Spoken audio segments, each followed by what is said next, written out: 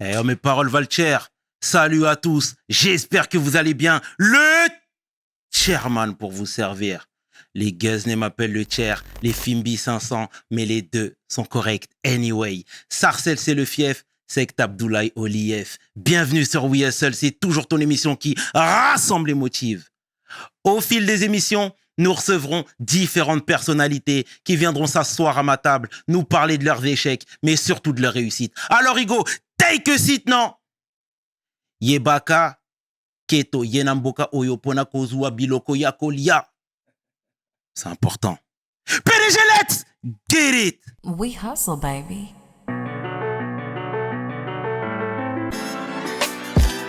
Le chairman. We hustle, baby. Le chairman. We hustle, baby. Le chairman. De retour sur We Hustle et aujourd'hui, je suis vraiment fier de recevoir mon homeboy, chanteur, homme de cœur, social activiste, philanthrope, l'homme que l'on nomme Dadju, Prince Dadj. Take a Yes. seat. Comment il va le frangin? Ça va, alhamdoulilah, et toi, ça Tout va bien? Tranquillement. Merci infiniment d'avoir accepté l'invitation, frérot. C'est normal. Ça fait longtemps qu'on te suit, on aime beaucoup le profil, on aime beaucoup le parcours, Merci l'homme. beaucoup. Et déjà, il était impératif que je te le dise et que tu sois ici. Non, merci, ça me fait plaisir d'être là. t'inquiète. On a tout le temps aujourd'hui, on va discuter, on va papoter depuis le temps, toi-même, tu sais. Est-ce que tu peux te présenter, s'il te plaît, pour le peu de personnes qui ne te connaissent pas? C'est un euphémisme, mais c'est comme ça. Non, et c'est... Il y a forcément des gens qui ne me connaissent pas. Mhm. Moi, c'est Dadju. Dadju qui est aussi mon vrai nom. Dadju qui vient qui est un mélange entre mon père et ma mère. Juna, le Ju de Juna. Le Da de Dalida. Oh. C'est ça qui fait Dadju. J'avais pas d'inspi pour trouver un blaze, donc j'ai gardé mon prénom. Je suis chanteur, je suis acteur depuis peu, producteur, ghostwriter. Qu'est-ce que je pourrais ajouter? Voilà, je fais plein de choses et voilà, t'as dit le reste. J'ai mes sociales activités Exact. et donc voilà, je suis un être humain lambda aussi. tu vois. Magnifique. C'est Je suis papa, je suis mari, je suis le frère, je suis le fils. Tu vois, je suis tout ça en même temps. très bien, frangin. On va retracer le parcours, la petite live, forcément. Romainville, dans les années 90. Yes. Il ressemblait à quoi, le jeune Dadj? Le petit Dadj, tu sais, le petit Dadj, il a beaucoup bougé. Ouais. Dans les années 90, j'ai fait beaucoup de... Moi, je suis né à Melun, dans le 7-7. À Melun, j'habitais pas à Melun, mais tu sais, à l'époque de ma naissance, ma mère était un peu... On n'avait pas de foyer fixe. Donc, à ce moment-là, j'étais chez des cousins et donc, qui habitaient à Melun. Et donc, je suis né à Melun. Ensuite, j'ai bifurqué à Saint-Denis. J'étais à Saint-Denis jusqu'à mes 2 ans. Je suis resté 2 ans à Saint-Denis. Donc, je suis né à Melun, je suis allé à Saint-Denis, je suis resté 2 ans peut-être à Saint-Denis. Et ensuite, je suis allé à Romainville. Tu vois, c'est là que... Et je suis resté longtemps à Romainville. C'est là que démarre, on va dire, ma life. Mhm. Elle démarre à Romainville dans le 93-230. Je fais la maternelle là-bas, l'école primaire là-bas, le collège là-bas. Début de lycée, après, je décale. Tu vois. Et après, je décale à Vincennes, etc. au lycée. Mais je reste vivre à Romainville jusqu'à mes 20... Jusqu'à après la sortie de mon premier album, Ok. Jazzman 2.0, tu vois. C'est-à-dire, j'ai quitté ma daronne, mais j'ai habité à 2-3 minutes de chez ma daronne à Romainville, tu vois. Parce que c'est ma ville de cœur, j'aime trop.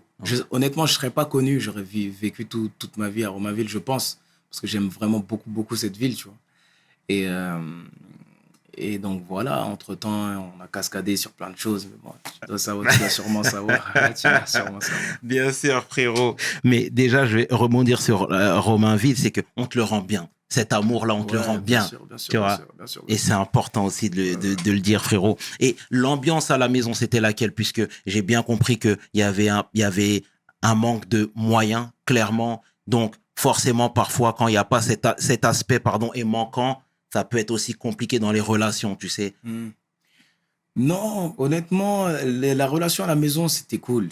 C'était cool, franchement. Et moi, tu vois, j'ai eu une enfance difficile. Je vais pas le cacher, je vais pas le nier. Mais j'ai eu de bonnes relations avec beaucoup de gens, tu vois. J'ai vraiment, il y a beaucoup d'humains qui m'ont aimé, qui m'ont aidé et qui ont été bons et bienveillants avec moi, tu vois. À la maison, c'était cool. Ma daronne, c'était cool. Mon daron, quand il était là, c'était cool, tu vois. Ensuite, mon daron est parti.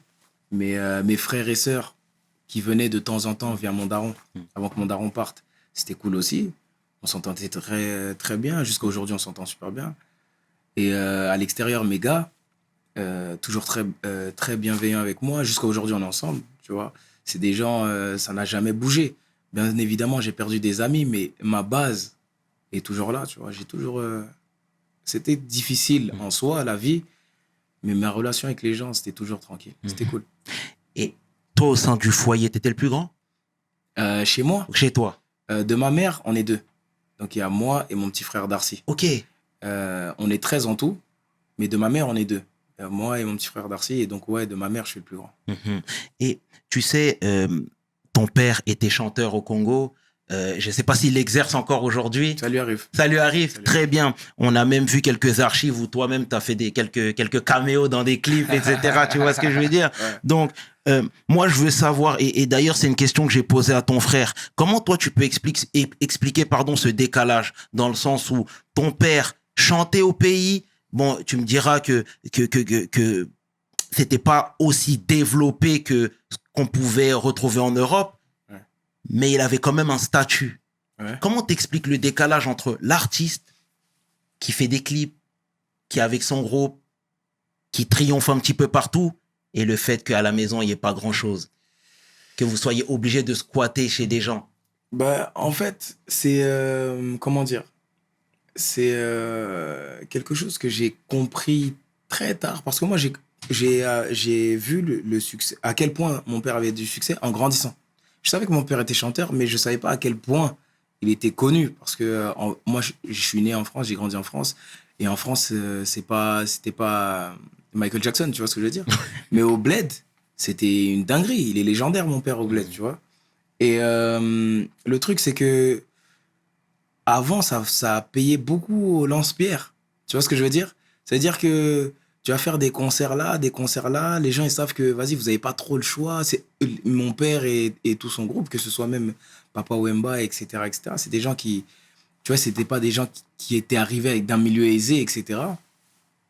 Donc on dit, voilà, quand on va vous donner de l'argent, déjà, estimez-vous heureux qu'on vous paye ça, estimez-vous heureux qu'on vous paye ça. Avant, il n'y avait pas vraiment les droits de, voilà, je suis un artiste, vous devez respecter que moi, je viens pas en dessous de temps. Ça, c'est nous aujourd'hui, tu vois. Mais je viens pas en dessous de temps et tout. Et avant, ça vivait beaucoup de la passion. Tu vois, le fait d'être connu, d'être adulé par les gens, etc. Donc tu te dis, ah, au moins, je suis connu, je prends un peu de zengue. Mais c'est pas suffisant pour nourrir toute une famille, tu vois, ou plusieurs familles comme mon père avait, tu vois. C'était pas du tout, du tout suffisant. Et avant, il n'y avait pas ces droits-là. Donc, honnêtement, pour tout le monde, c'était compliqué. Et ensuite, il y en a qui ont perduré. De toute façon, la génération de mon père ont ouvert la porte, tu vois. Ensuite, il y en a qui ont perduré. Et quand ils ont perduré dans le temps, ils ont commencé à comprendre que là, je peux refuser. Si on ne respecte pas mes droits, si on ne respecte pas mon cachet, je vais dire non, parce qu'en vérité, on peut m'appeler là-bas. On peut m'appeler là-bas. Et plus il y a d'offres, plus il y a de la demande, tu vois. Forcément. Et donc c'est là qu'après, mais malheureusement, c'est mon père qui a empathie de ça, tu vois. Et par la suite, les autres ont bénéficié. Ouais. Très bien, Dadj. Et donc, justement, avec tout ça, ça a créé aussi des carences, le fait que ton père ne soit pas au foyer. Tu vois, tu as vécu dans le matriarcat, etc. J'ai cru comprendre qu'il était parti quand tu avais à peu près 9 ans. Ouais, 10 ans. Ouais. 9-10 ans, Ouais. d'accord. Et comment déjà tu as fait pour combler ces carences? Parce qu'il n'était pas là, cette figure paternelle qu'on recherche, tu vois, et qui plus est peut-être même encore plus quand on grandit dans les quartiers. Là, on a besoin de se rapprocher d'une figure paternelle pour justement affronter ces combats de tous les jours. Honnêtement, tu combles pas. Tu combles pas ça. Ton père, c'est ton père.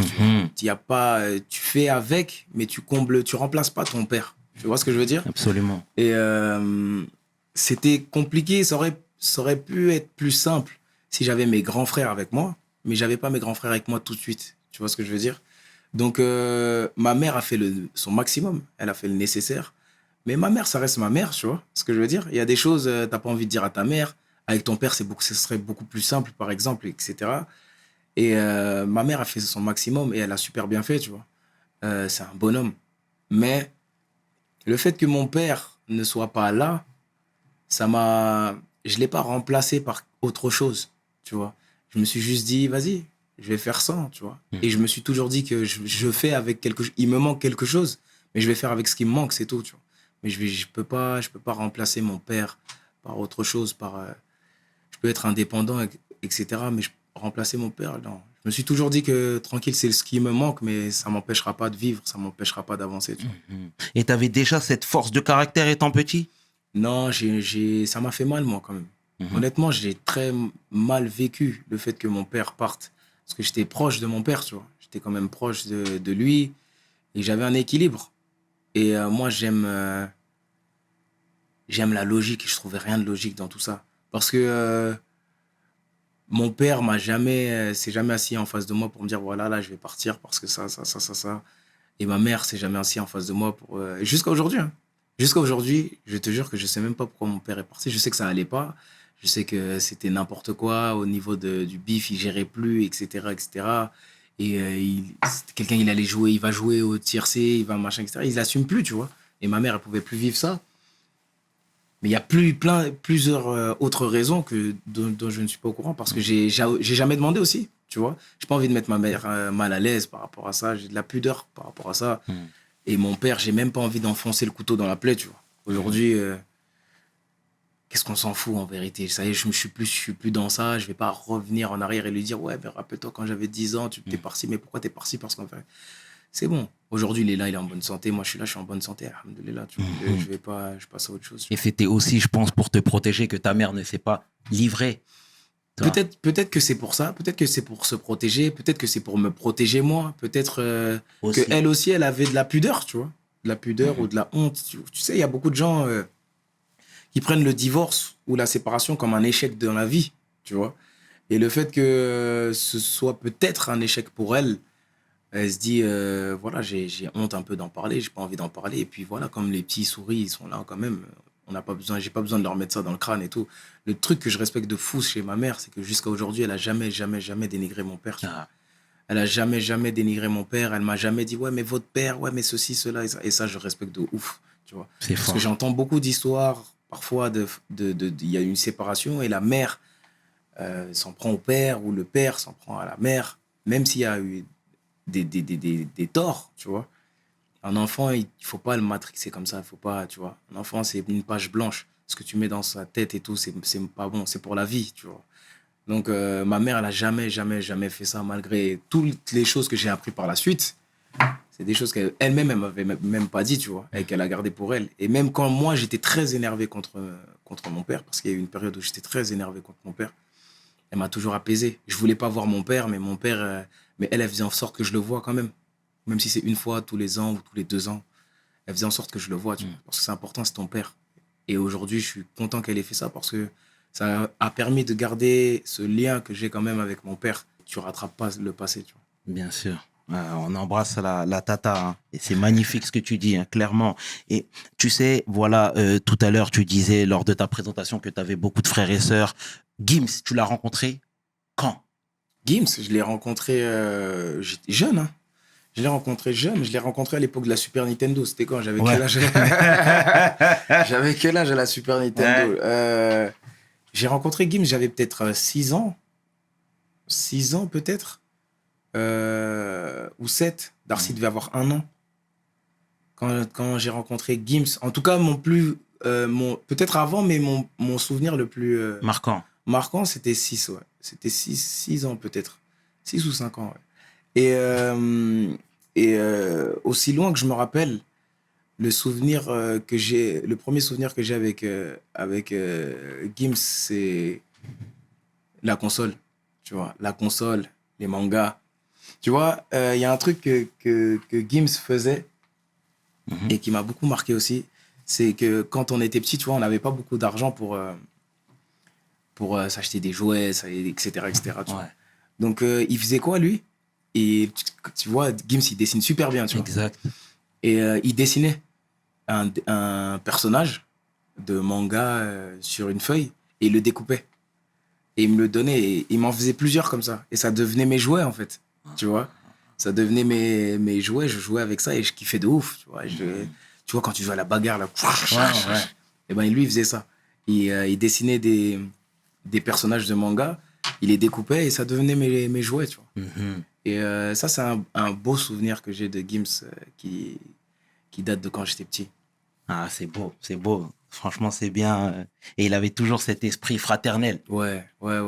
Honnêtement, dans ma famille, il y a beaucoup de mes frères qui ont cet esprit-là. Chacun l'exprime différemment. Certains l'ont plus fort que d'autres, mais on est vraiment très, tu vois, on est très fiers de nous, tu vois. On est fiers de nous, on est proches les uns des autres. Fusionnel. Et parfois, on s'aime tellement que ça devient un problème parfois, tu vois. Donc, mais on a toujours eu ce truc-là. C'est terrible. Et je vais rebondir sur l'aspect scolaire. T'étais comment là-bas? T'avais des facultés? Est-ce que t'arrivais déjà à te retrouver, étant donné qu'à la maison, c'était pas tout le temps facile? Honnêtement, je dirais pas que j'avais des facultés à l'école, mais j'avais quelques facilités. Moi, j'apprends vite. Honnêtement, j'apprends vite. Il y a plein de choses, quand je ne connais pas, je sais que, voilà, je sais que, en fait, je vais y arriver quand même, tu vois, parce qu'il suffit que tu me le dises une fois, que tu m'expliques une chose une fois, et après, ça y est, je retiens. Donc, généralement, à l'école, j'avais la moyenne, tu vois. Moi, je me contentais de la moyenne. Je voulais faire le strict minimum. Je voulais avoir la moyenne pour pas redoubler, pour passer et tout. Mais vu que j'avais pas d'objectif précis dans ma vie, je voulais juste avoir la moyenne pour pas que ma daronne elle m'envoie au bled. Donc c'était ça. Dès que je voyais que je descendais un peu, allez, vas-y, je m'y mettais un peu plus et vas-y, je remontais à 12, 13. Je cherchais pas à être le numéro 1. Dans ma vie, j'ai rarement cherché à être le numéro 1. Tu vois. Et ça, c'est venu bien plus tard. Tu vois. Et c'est très bien, frérot. Et tu sais, ici où il est seul, on part partout, on ouvre toutes les portes. C'est bien. Et la musique, comment tu l'as découvert? Comment j'ai découvert la musique? J'ai découvert la musique tôt. Mais tu parles de quelle musique? La musique que je fais ou la musique la musique même de manière générale, est-ce que il y avait de la musique qui tournait constamment à la maison? Moi, je sais que toi, t'es zaïrois, donc c'est dans les gènes chez vous. Ouais. Donc, c'était le cas chez toi? Bien sûr. Moi, j'ai connu la musique très jeune. J'ai connu la musique très jeune. Mon père, ben voilà, c'était de la musique en boucle à la maison. Mais contre toute attente, c'est surtout ma mère. Tu vois, ma mère écoutait plus de sons que mon père carrément. Tu vois. Et à la maison, il y avait de tout. Tu vois, j'avais les cassettes de Michael Jackson, comme tout le monde, je pense. J'écoutais tous les derniers sons de rumba congolaise, que ce soit Koffi Olomide, que ce soit JB Mpiana ou Erason. Tu vois, Emenea, ouais. Tu vois, et Papa Wemba. Et j'ai écouté tous ces gens-là, mais en même temps, ma mère écoutait aussi beaucoup de variétés françaises. Elle aimait beaucoup Céline Dion, tu vois. Céline Dion qui est une de mes chanteuses préférées, carrément. Et en même temps, elle écoutait beaucoup de sons religieux. Tu vois, les sons d'église, etc., etc. Et donc, moi, mon enfance, j'ai connu la musique avec tout ça, tu vois. Toute cette musique africaine mélangée à la variété française. Et tout ce qui est rap, R&B, etc., c'est arrivé bien après dans ma vie. Tu vois. Surtout le rap. Le rap, c'est arrivé en dernier dans ma vie. D'accord. Tu vois. Le rap, c'est arrivé en dernier. Et l'idée de chanter, parce qu'il y a un pas entre le fait de kiffer la musique et d'en faire, même si c'est récréatif au départ, mais le fait de te lancer. Moi, j'ai commencé tard. Comme je dis, moi, j'ai l'impression par rapport aux autres, et quand je dis les autres, je parle des gens qui m'entouraient, que ce soit la section d'assaut. La section d'assaut, tous ils ont commencé, ils avaient 14 ans, 15 ans, etc. Des gars de ma cité qui rappaient aussi. Moi, j'étais là, j'étais dehors, mais je rappais pas, tu vois. Et je voulais même pas faire de musique, ça m'intéressait pas. Malgré le fait que j'aimais la musique, j'ai commencé tard. Moi, j'ai commencé peut-être à 18 ans. 18 ans, j'ai commencé la musique. Et j'ai commencé à 18 ans, mais j'ai même pas commencé sérieusement, tu vois. J'étais juste, vas-y, je fais quelques sons, etc., etc. Pourquoi? Parce que tu te dis, percer, c'est les autres, tu vois. C'est les autres.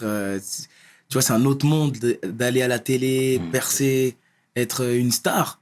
C'est des rêves, ça. Et moi, j'aime pas rêver. tu vois. J'aime pas, je suis quelqu'un de très pragmatique, tu vois. J'ai toujours les pieds sur terre, je me dis... Et parfois, ça m'a niqué des trucs, tu vois. Le fait de me dire, j'aime pas viser trop loin, tu vois. Et donc, le fait de chanter, c'était plus parce que j'étais avec mon grand frère et il m'emmenait au studio et je l'accompagnais, je le suivais. Et c'est comme ça qu'après, j'ai commencé à aller au studio et encore et encore et encore et encore. Et j'ai trop aimé ça. Et là, je suis rentré dans un esprit de compétition. Tu vois ce que je veux dire? Pour la première fois. C'est en faisant de la musique que je suis rentré dans l'esprit de compétition. Avant ça, je m'en foutais de la compétition. Comme je t'ai dit, être numéro 1, tout ça, c'est pas des choses qui me galvanisaient et qui m'intéressaient, tu vois. Si, quand ça voulait faire du foot, franchement, si je suis titulaire, c'est bon. Je m'en fous d'être l'homme du match, tu vois. Si je suis titulaire, c'est bon. Si je mets mon but, c'est bon, tu vois. Mais c'est vraiment... Quand j'ai commencé la musique, au début, j'étais dans... Ouais, si je fais du bon son, c'est bon. Et petit à petit, c'est devenu... il faut que je sois numéro 1, tu vois. Il faut que je sois numéro 1. C'est comme ça que ça a démarré. Et... Mais t'as commencé par le chant directement? Parce que tu sais, les gens s'exercent tout le temps en rappant. Tu vois ce que je veux dire? Non, honnêtement, comme je t'ai dit, moi, le rap, c'est arrivé en dernier pour moi. C'est-à-dire que je t'ai dit tous les styles de musique que j'ai écoutés. Ensuite est arrivé le R&B. J'ai commencé à écouter beaucoup de R&B. Pendant toutes de mes 10 ans jusqu'à mes 14 ans, j'écoutais que ça. Que du R&B. Donc tu vois, le R&B des années 90-2000, je l'ai torché. Tu vois ce que je veux dire? Torché. Et j'écoutais pas de rap. À part les gros classiques de rap, bien évidemment. J'ai écouté Eminem, j'ai écouté Dre, j'ai écouté Snoop, j'ai écouté du rap. Mais pas comme tu peux dire, ouais, je suis un écouteur de rap. Tu vois ce que je veux dire? Et quand je te dis que j'écoutais du rap, c'est que j'écoutais du rap américain. J'écoutais même pas du rap français. Eminem, j'ai beaucoup écouté. Et Eminem, c'est pareil, c'est l'influence de Gims, parce que c'est son rappeur préféré. Donc via Gims, j'ai commencé à beaucoup écouter Eminem. J'ai écouté Dre, j'ai écouté Nas. Tu vois, j'ai écouté Jay-Z, mais par exemple, Jay-Z, il me touchait pas à l'époque. Tu vois, que ce soit Snoop, j'ai écouté du rap, en gros. J'ai écouté du rap. Biggie, j'aime beaucoup Biggie. Bien. J'aime beaucoup Biggie, tu vois. Moi, je préfère Biggie, tu vois. Et j'ai écouté Pac. Et, mais le principal style de musique que j'écoutais, c'était du R&B. R. Kelly, il a tordu mon âme, tu vois ce que je veux dire? R. Kelly, il m'a tordu. Usher, il m'a tordu. Michael Jackson, ces trois-là, ils m'ont tordu. Et un qui n'a rien à voir avec ces trois-là, que je mets pas à la même table, tu vois, il s'appelle Akon. Akon, bien sûr. Akon, on va dire, Akon, c'est comme un professeur pour moi. Il a, comment dire, Akon, c'est comme si Akon, il fait partie de l'ADN de Dadju. Tu vois ce que je veux dire? Parce que il y a aucun artiste, je pense, que j'ai écouté plus que Akon. Ouais. Tu vois. Et Akon, moi, je comprenais pas l'anglais quand il chantait, sauf quand Akon il chantait. Parce qu'Akon, il a un accent qui fait qu'il articule d'une certaine manière, donc tu comprends ce qu'il dit à peu près. Tu vois. Mais il a une voix tellement mélancolique et ses sons, c'était tellement, les mélodies qu'il avait et tout. Lui, c'est lui. Quand j'ai commencé la musique, je me suis beaucoup orienté vers Akon. Tu vois. Plus les notions de R&B que j'avais, mais je me suis beaucoup orienté vers Akon. Et quand j'ai commencé, moi, je chantais. Sauf qu'autour de moi, tout le monde rappait. Et t'es dans l'école Watibé, t'es dans l'école section d'assaut, tout le monde freestyle. Donc, on en a rien à faire que toi, t'arrives et tu viens en faire un couplet d'R&B. Tu vois ce que je veux dire? Tu fais un couplet d'R&B et tout le monde s'en fout. Donc, j'ai arrêté de chanter. Tu vois ce que je veux dire? J'ai arrêté de chanter et j'ai commencé à trouver un style d'entre-deux. Donc, je rappais, chantais un petit peu pour pouvoir faire des freestyles avec tout le monde aussi. Tu vois? Donc, et celui qui maîtrisait beaucoup ça, c'était le rap chant à l'époque, c'était T-Pain. T-Pain, il maîtrisait beaucoup ça. R. Kelly, il maîtrisait beaucoup ça aussi. Et c'est là que je suis parti faire des flows en mode chaque jour je me wake up, chaque jour j'en bave, chaque jour je veux dire stop. Parce que j'avais envie de chanter, mais j'avais envie de freestyler en même temps. Et à ce moment-là, il était hors de question que je chante pour les meufs. Tu vois ce que je veux Ouais. dire? Hors de question. Mhm. J'étais à la cité, j'étais en mode, qu'est-ce que tu racontes, en fait? Et tu vois, j'étais jeune. Tu vois, quand t'es petit, t'es à la cité, tu te dis, pas faire le lover, qu'est-ce qu'on s'en fout? Personne va écouter ça à la cité. Tu vois, je m'en foutais. On me disait, mais t'as une belle voix, chante et tout, pour faire des sons de lover et tout. Les sons que t'écoutes, des carrés, tu vois. Et je disais non, je disais non. Ça, c'est venu plus tard. Mais Akon aussi faisait beaucoup de, tu vois, un peu de rap, un peu de... Tu vois, il était vrai, tu vois. Ouais, il était real. Et j'ai même vu dernièrement, tu as fait une story avec lui, une petite vidéo où tu lui rendais ses props en disant qu'il t'avait beaucoup inspiré. C'était magnifique, ça. Je l'ai vu pour la première fois, tu vois. Je l'ai vu, j'ai pu le checker, je lui ai dit en anglais et tout. Je l'ai vu dans son pays, en plus, j'étais au Sénégal. Ouais. Je l'ai vu là-bas, je l'ai checké, je lui ai dit, franchement, t'es mon artiste préféré et tout, machin. Il me dit, moi aussi, je sais ce que tu fais. Il me sort mes sons. Il me dit, je sais ce que tu fais, c'est lourd ce que tu fais. Toi aussi, t'es en France, t'es un de mes artistes préférés. Je dis, non, c'est toi mon artiste. J'ai vu. Non, c'est toi mon artiste. J'ai vu. Vois, et franchement, honnêtement, ça m'a beaucoup touché. Je fais pas ça avec tout le monde. Je fais pas ça avec tous les artistes où je vais les voir. Est-ce qu'on peut faire un selfie et tout. Non, mais lui, j'étais obligé, tu vois. C'est magnifique, mon frangin. Et tu vois, je vais accélérer un petit peu dans le temps. C'est que voilà, là, tu prends un peu plus de plaisir, j'ai l'impression, à t'exercer en tant que chanteur, etc. Tu parlais de l'école Wachibé, etc. Là, tu as vu Gims arriver dans cette écurie-là. Wachibé, Dawala, la section d'assaut, qui est bastonnée un petit peu partout, etc. Toi, comment ça s'est passé déjà, la signature avec Dawala, avec le Wachibé? Comment ça s'est passé? Parce que moi, déjà, j'ai cru comprendre, arrête-moi si je me trompe, que celui qui a décelé ton talent, c'était H Magnum. H Magnum... Par la suite. Okay. En vérité, parce qu'à la base, moi, je connaissais déjà la section.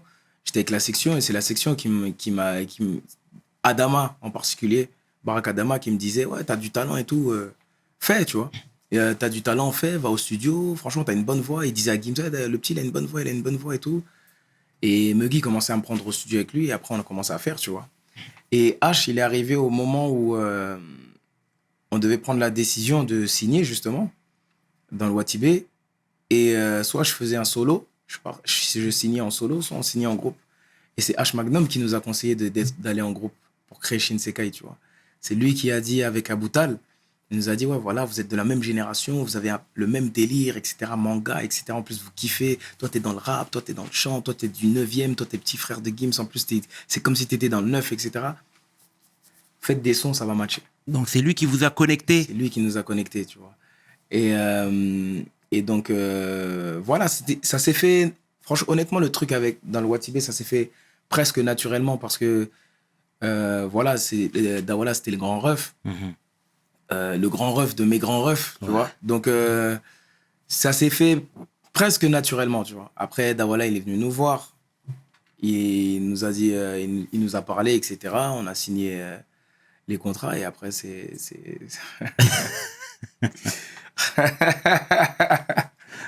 On a signé ce qu'on avait à signer, après c'est parti. Hein. Et on est là pour parler à cœur ouvert ici. Hein. C'est comme ça chez WSL. Et voilà, tu étais chez Wachibé. Encore une fois, tu as vu le groupe de la section exploser. Toi, vous étiez des rookies, des padawans. Vous étiez en train d'apprendre, en train de faire vos armes, vos classes, etc. Déjà, toi, qu'est-ce que tu as retenu de cette expérience-là en tant que rookie? Honnêtement, le Wachibé, la section d'assaut, plus particulièrement, m'a donné 10 ans d'expérience. Tu vois, ils m'ont donné 10 ans. 10 ans tout de suite. J'ai vu des choses que certains artistes ne verront jamais, même dans leur carrière, leur propre carrière, tu vois. Comme. Parce que comme. Je vais te dire comme quoi. Ils sont allés tellement loin et d'un coup, parce que ça, il y a eu du travail, hein, mais quand ils ont pété, c'était pas un petit peu, tu vois. Ils ont pété trop fort, c'était des superstars, des idoles, tu vois. Et ce que j'ai vu avec la section d'assaut, c'est la science des interviews. Faut savoir dire les choses correctement parce que tout est mal interprété. Exact. Les concerts, les tournées de Zénith, c'était pas pour nous.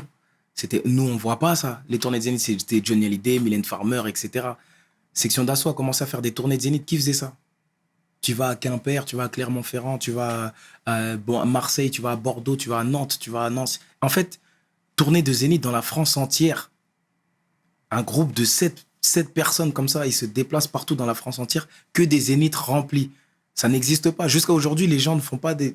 On est combien à faire des tournées de Zénith? Tu vois ce que je veux dire?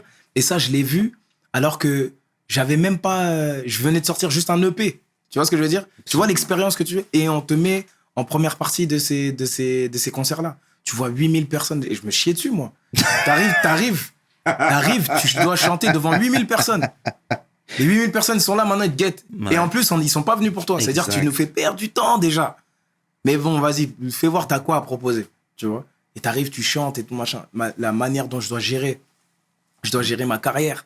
Parce que les erreurs que Section a fait, c'est des choses que moi, j'ai appris. Pour ne pas faire ces erreurs-là.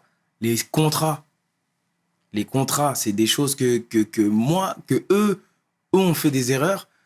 Moi, j'ai pas fait exactement, j'ai pas eu exactement les mêmes rapports par rapport à ça, par exemple. Pourquoi? Parce que j'ai vu comment ça s'est passé avec eux. J'ai pris un autre chemin. Ou bien j'ai pris ce chemin-là, mais je me suis arrêté sur ce chemin-là, avant d'arriver là où ils en sont arrivés, tu vois. Ils t'ont pavé le chemin. En fait, ils me ont tout simplement pavé le chemin. Le Dadju qui est là aujourd'hui, comment il réfléchit, businessman, etc., 50% c'est grâce à Section d'Assaut. Magnifique de leur rendre leurs props comme ça, frérot, c'est terrible. Et tu vois, comme je te le disais tout à l'heure, c'est que tu étais encore un rookie, un padawan. Mais tu gagnais des deniers.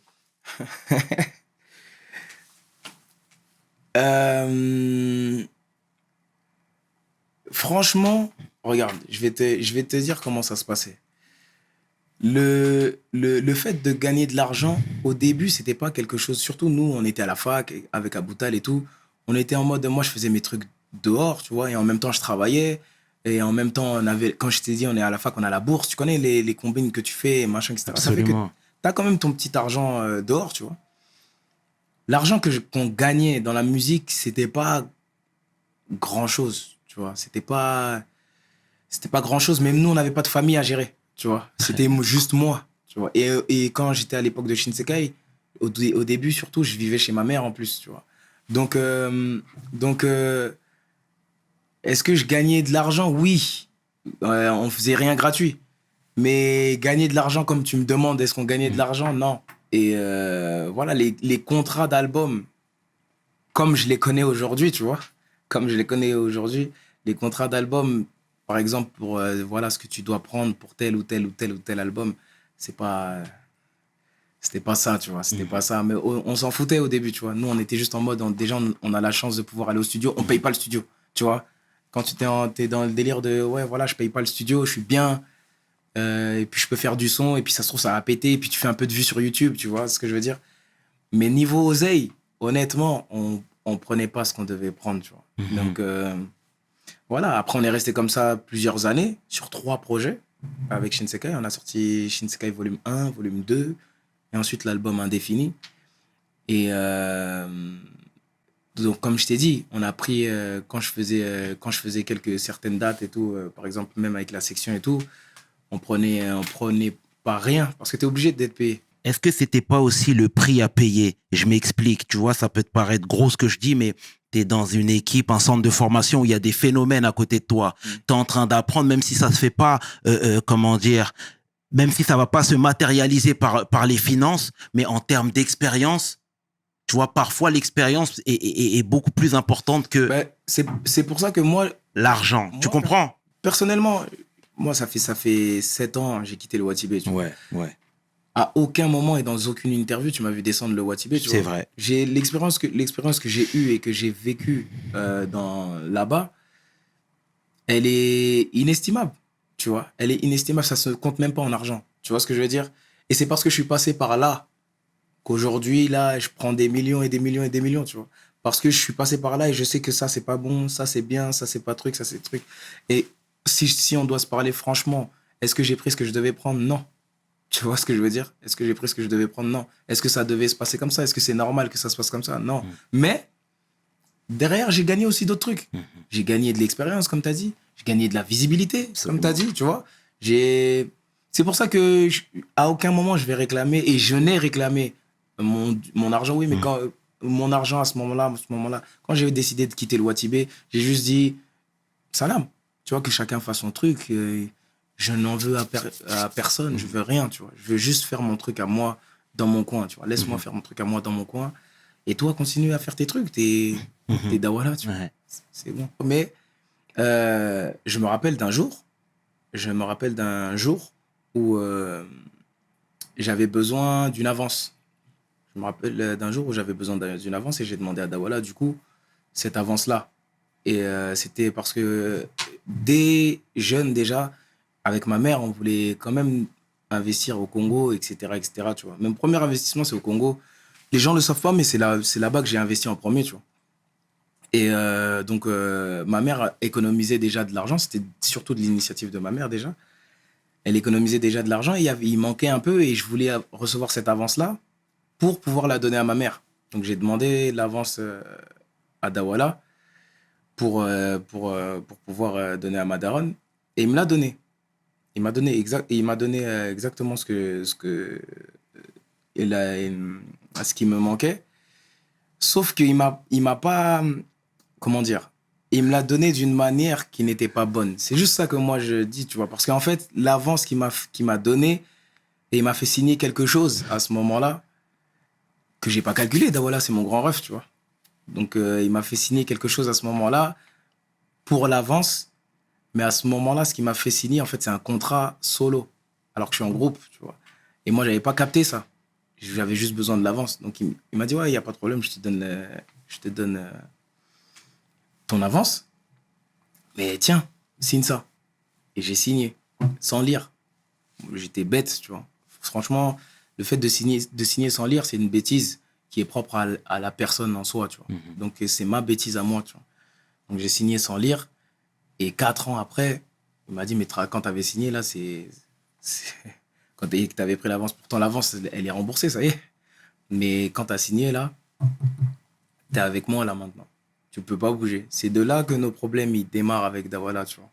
Nos problèmes, ils démarrent de là. Ça veut dire que je t'ai demandé quelque chose, tu m'as fait signer quelque chose, mais tu ne m'as pas dit c'était ça, tu vois. Tu m'as dit, tiens, l'avance, mais tu ne m'as pas dit, tiens, ça, c'est un contrat solo qui fait que tu me dois tant. Ça se fait pas de faire ça. C'est juste ça, tu vois. J'avais 19, 20 piges. Tu me fais signer un truc comme ça se fait pas, tu vois. C'est comme ça que je voyais le truc. Et après, c'est là que nous, on connaît pas. Ça veut dire qu'après, il faut voir les baveux. Et les baveux, ils te disent, ils t'expliquent et tout. Moi, quand je suis parti en solo, le début de ma carrière solo, c'était ça. C'était ce problème-là avec Dawala qui remonte à 2013, 14, quand je t'avais demandé une petite avance, tu vois, pour moi et ma daronne et moi. Et que toi, tu me l'as glissé en contrat solo où je te dois des albums, etc. Alors qu'on n'en a pas parlé, tu vois. Donc, voilà, c'est tout. Et aujourd'hui, elles sont comment vos relations?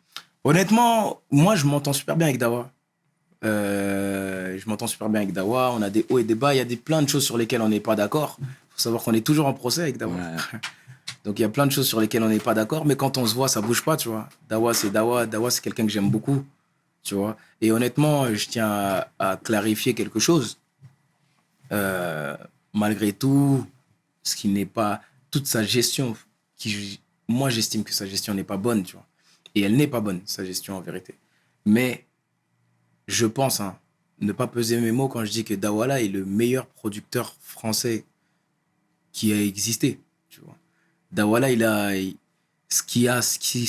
artistes qu'il a sortis et ce qui a découlé de Dawa, c'est incroyable, tu vois. Si tu fais l'arbre généalogique de Dawala, tu vas voir tout le game, tu vois. En commençant par Dry, depuis Dry, ensuite il y a eu Section d'Assaut, ensuite les carrières solo, tu vois. Il y a eu Gims, il y a eu Lefa, c'est des disques de platine, il y a eu Black M, il y a eu Barack Adama qui aujourd'hui produit Taiki, tu vois ce que je veux dire. Il y a eu Dadju, il y a eu Abou Deben qui aujourd'hui produit Imen, tu vois ce que je veux dire. Et c'est que des trucs comme ça qui fait que en fait il y a Chagola aujourd'hui encore, il y a eu Kat Keus. C'est en fait si tu remontes bien, tu fais l'arbre généalogique de Dawala, il n'y a pas eu un meilleur producteur que ça, tu vois. Il a fait trop de gros trucs. Il y a Kenzie et Bouboul, hein. Je suis obligé de la placer celle-là. Je suis obligé. Aussi. Mais tu sais pourquoi je dis ça? Dis-moi. Parce que les artistes à succès de Dawala sont énormes. Tu vois, Black M, c'est 2 millions d'albums. Gims, c'est plus de 5 millions d'albums. Moi, c'est 2 millions d'albums, pardon. Chacola, là, il vient de commencer. C'est déjà double ou triple platine, je sais plus. Tu vois, il a des succès énormes. C'est des succès énormes. Si tu fais le total, non, il n'y a personne. Tu vois, si tu fais le total. Mais ensuite, chacun a sa vision des choses, etc. Mais moi, c'est comme ça que je vois le truc.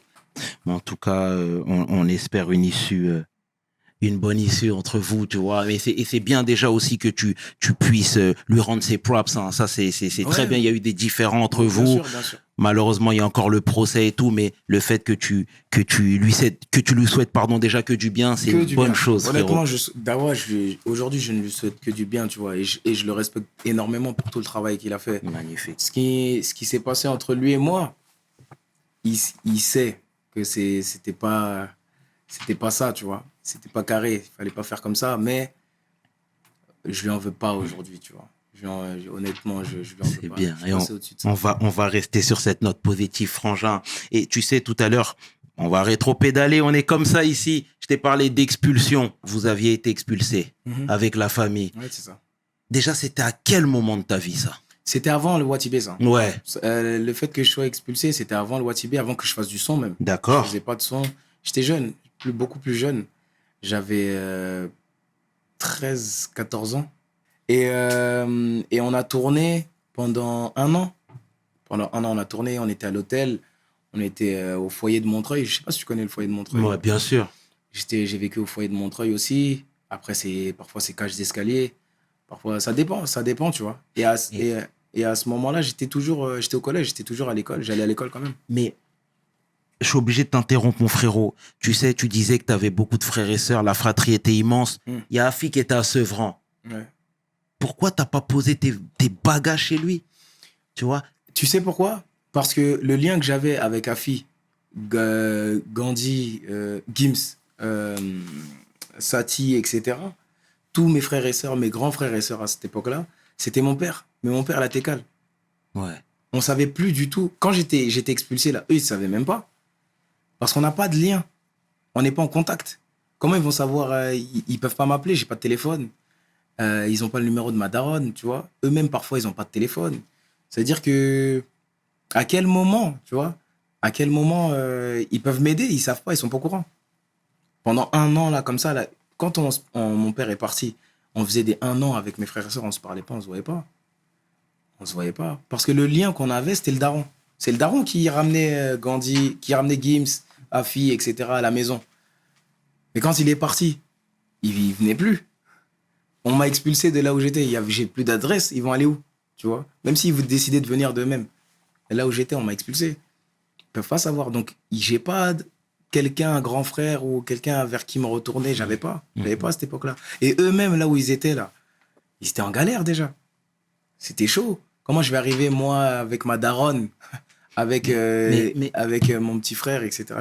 J'ai vraiment renoué avec mes frères et sœurs quand Gims a renoué avec moi. C'est-à-dire quand il a réussi à trouver mon numéro. J'ai eu un téléphone portable, etc., etc. Il a demandé à des tantes, etc., etc. Est-ce que vous avez le numéro de tantine Dalida? Après, oui, machin, elle lui a donné mon numéro à moi. Ben, mais moi, où est-ce que j'allais trouver le numéro de Gims? À quel moment? À quelle heure? Où? Je connais personne. Je connais que mon daron. Mon daron, il répond pas au téléphone. Donc, comment je fais? Donc, lui, il a réussi à renouer les liens. Mais quand il a renoué les liens, on avait passé cette année de galère déjà. Tu vois? On avait passé cette année de galère et on a réussi à retrouver un autre appart à Romainville grâce à ma CPE, etc., à l'école, etc.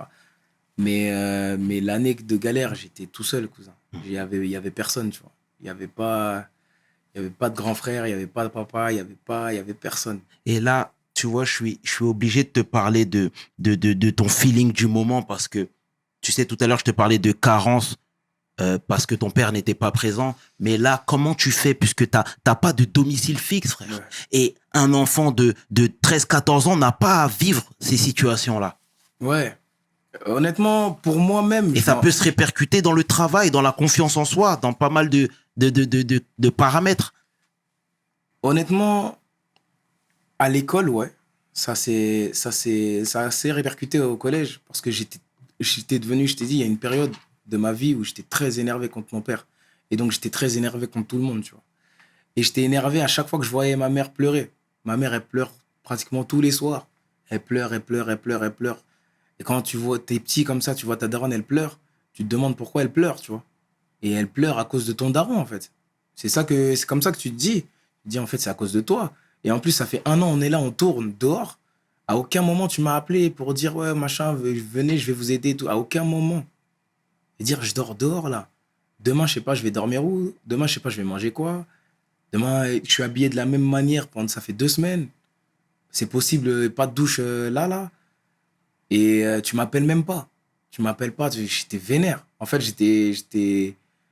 franchement, j'avais de la haine contre mon père, tu vois. J'avais de la haine terrible, tu vois. Et ma mère, c'est pour ça que je te dis que c'est un bonhomme. Et moi, j'avais la haine et j'ai truc machin, mais c'était avec mes problèmes de petit de 13 ans, tu vois. Mais imagine-toi quand t'es adulte. Tu vois que maintenant qu'on est adulte, il y a le problème de la facture de ça, le problème de ça, problème de papier. Elle a pas ses papiers, ma daronne. Ça se trouve, on va l'expulser. Et on va laisser ses enfants ici. Comment on va faire? Tu vois ce que je veux dire? Et tout ça, c'est des choses que j'ai appris en grandissant. Parce que sur le moment, c'était juste ma mère, elle pleure. On n'a pas de quoi manger, on n'a pas où dormir. Et c'est à cause de mon père. C'est juste comme ça que je voyais le truc, tu vois. Et après, alhamdoulilah, c'est passé, tu vois. C'est des choses qui forgent. Moi, je prends ça comme une bonne expérience. Honnêtement, c'est une bonne expérience. Aujourd'hui, je sais ce que c'est, tu vois. J'étais au sous-sol, je sais ce que c'est. Je sais ce que c'est, cousin. Je sais ce que c'est la rue, je sais ce que c'est dehors, tu vois. Moi, je suis pas un mec j'ai pas vendu, tu vois, j'ai pas bicrave en bas du bâtiment, etc., etc., etc. J'étais tout le temps avec des gens comme ça. J'étais entouré de des gens comme ça. J'ai grandi avec ça. Mais moi, je l'ai pas fait, tu vois. Moi, je l'ai pas fait. Mais je connais la rue, en fait. Tu vois ce que je veux dire? Je sais exactement comment ça se passe dehors. J'y ai vécu, en fait. Tu vois ce que je veux dire? Absolument, mon frère. Mais mon père, à ce moment-là, c'était mon pire ennemi, tu vois. C'était mon pire ennemi à ce moment-là. Et c'est là que je te dis que ma mère a été très sage. Parce qu'à chaque fois qu'elle voyait que moi, mon daron, c'était pas ça, elle apaisait mon cœur et elle disait, ton père, c'est ton père, tu vois. Ton père, c'est ton père, et puis il y a ça, et puis il y a ça, il faut savoir que ça, il faut savoir que ça. Et puis, c'est pour ça qu'aujourd'hui, avec mon père, on s'appelle, tu vois. C'est magnifique ce que tu dis, Frangin. Et t'es positif, hein. Clairement, Il faut. c'est important, c'est important. Et c'est à partir de quand que t'as décidé de recoller les morceaux? Avec mon père? Ouais. J'ai pas décidé, moi, honnêtement, de recoller les morceaux. C'est lui qui a décidé de recoller les morceaux. Il a été plus présent dans ma vie en même temps que la musique, à peu près. Tu vois? En même temps que la musique, à peu près. Ça veut dire, mon père, je t'ai dit, c'était des nouvelles une fois tous les ans ou une fois tous les 2 ans. Quand j'ai commencé la musique vers 18-19 ans et qu'il a su que je faisais du son et tout, ça l'a intéressé, il était content. Il était grave content, etc. Donc, il me demandait parfois, ouais, c'est comment on voit tes sons, etc. Et jusqu'à ce qu'il me voit tourner à la télé, etc., etc. Et là, il a vraiment commencé à s'intéresser vraiment à WAM, tu vois. Mais là, je suis obligé de t'interrompre une énième fois, frérot. Ça peut rendre paro aussi. Non, j'étais plus dans ça. Ouais, mais frère, c'est humain. Je t'ai dit, c'est mon père. C'est humain. Mon père. Je t'ai dit, si je perds mon père, je t'ai dit, j'ai jamais remplacé. T'as bien raison de le dire et c'est important, tu sais l'aspect. Mais c'est magnifique ce que tu dis et clairement, moi, je te tire mon chapeau, frérot. Mais le père n'était pas présent dans ta vie et il fait son apparition quand ça commence à shiner pour toi. Mais c'est lui qui a perdu, honnêtement. Honnêtement, c'est lui qui a perdu. Moi, mon père, je vais jamais le laisser en galère. Très bien. Que peu importe ce qui s'est passé, il sait, je sais. On sait, quand on se regarde dans les yeux, exactement ce qui s'est passé, ce que tu as fait, ce que j'ai fait, ce que tu n'as pas fait et ce que j'ai dû endurer. Il le sait, tout ça. Mais je vais pas le refaire vivre ça à mon père qui a 60 et quelques années aujourd'hui et je vais lui faire vivre ça en disant ah, je vais me venger. Quel enfant je suis si je fais ça, tu vois.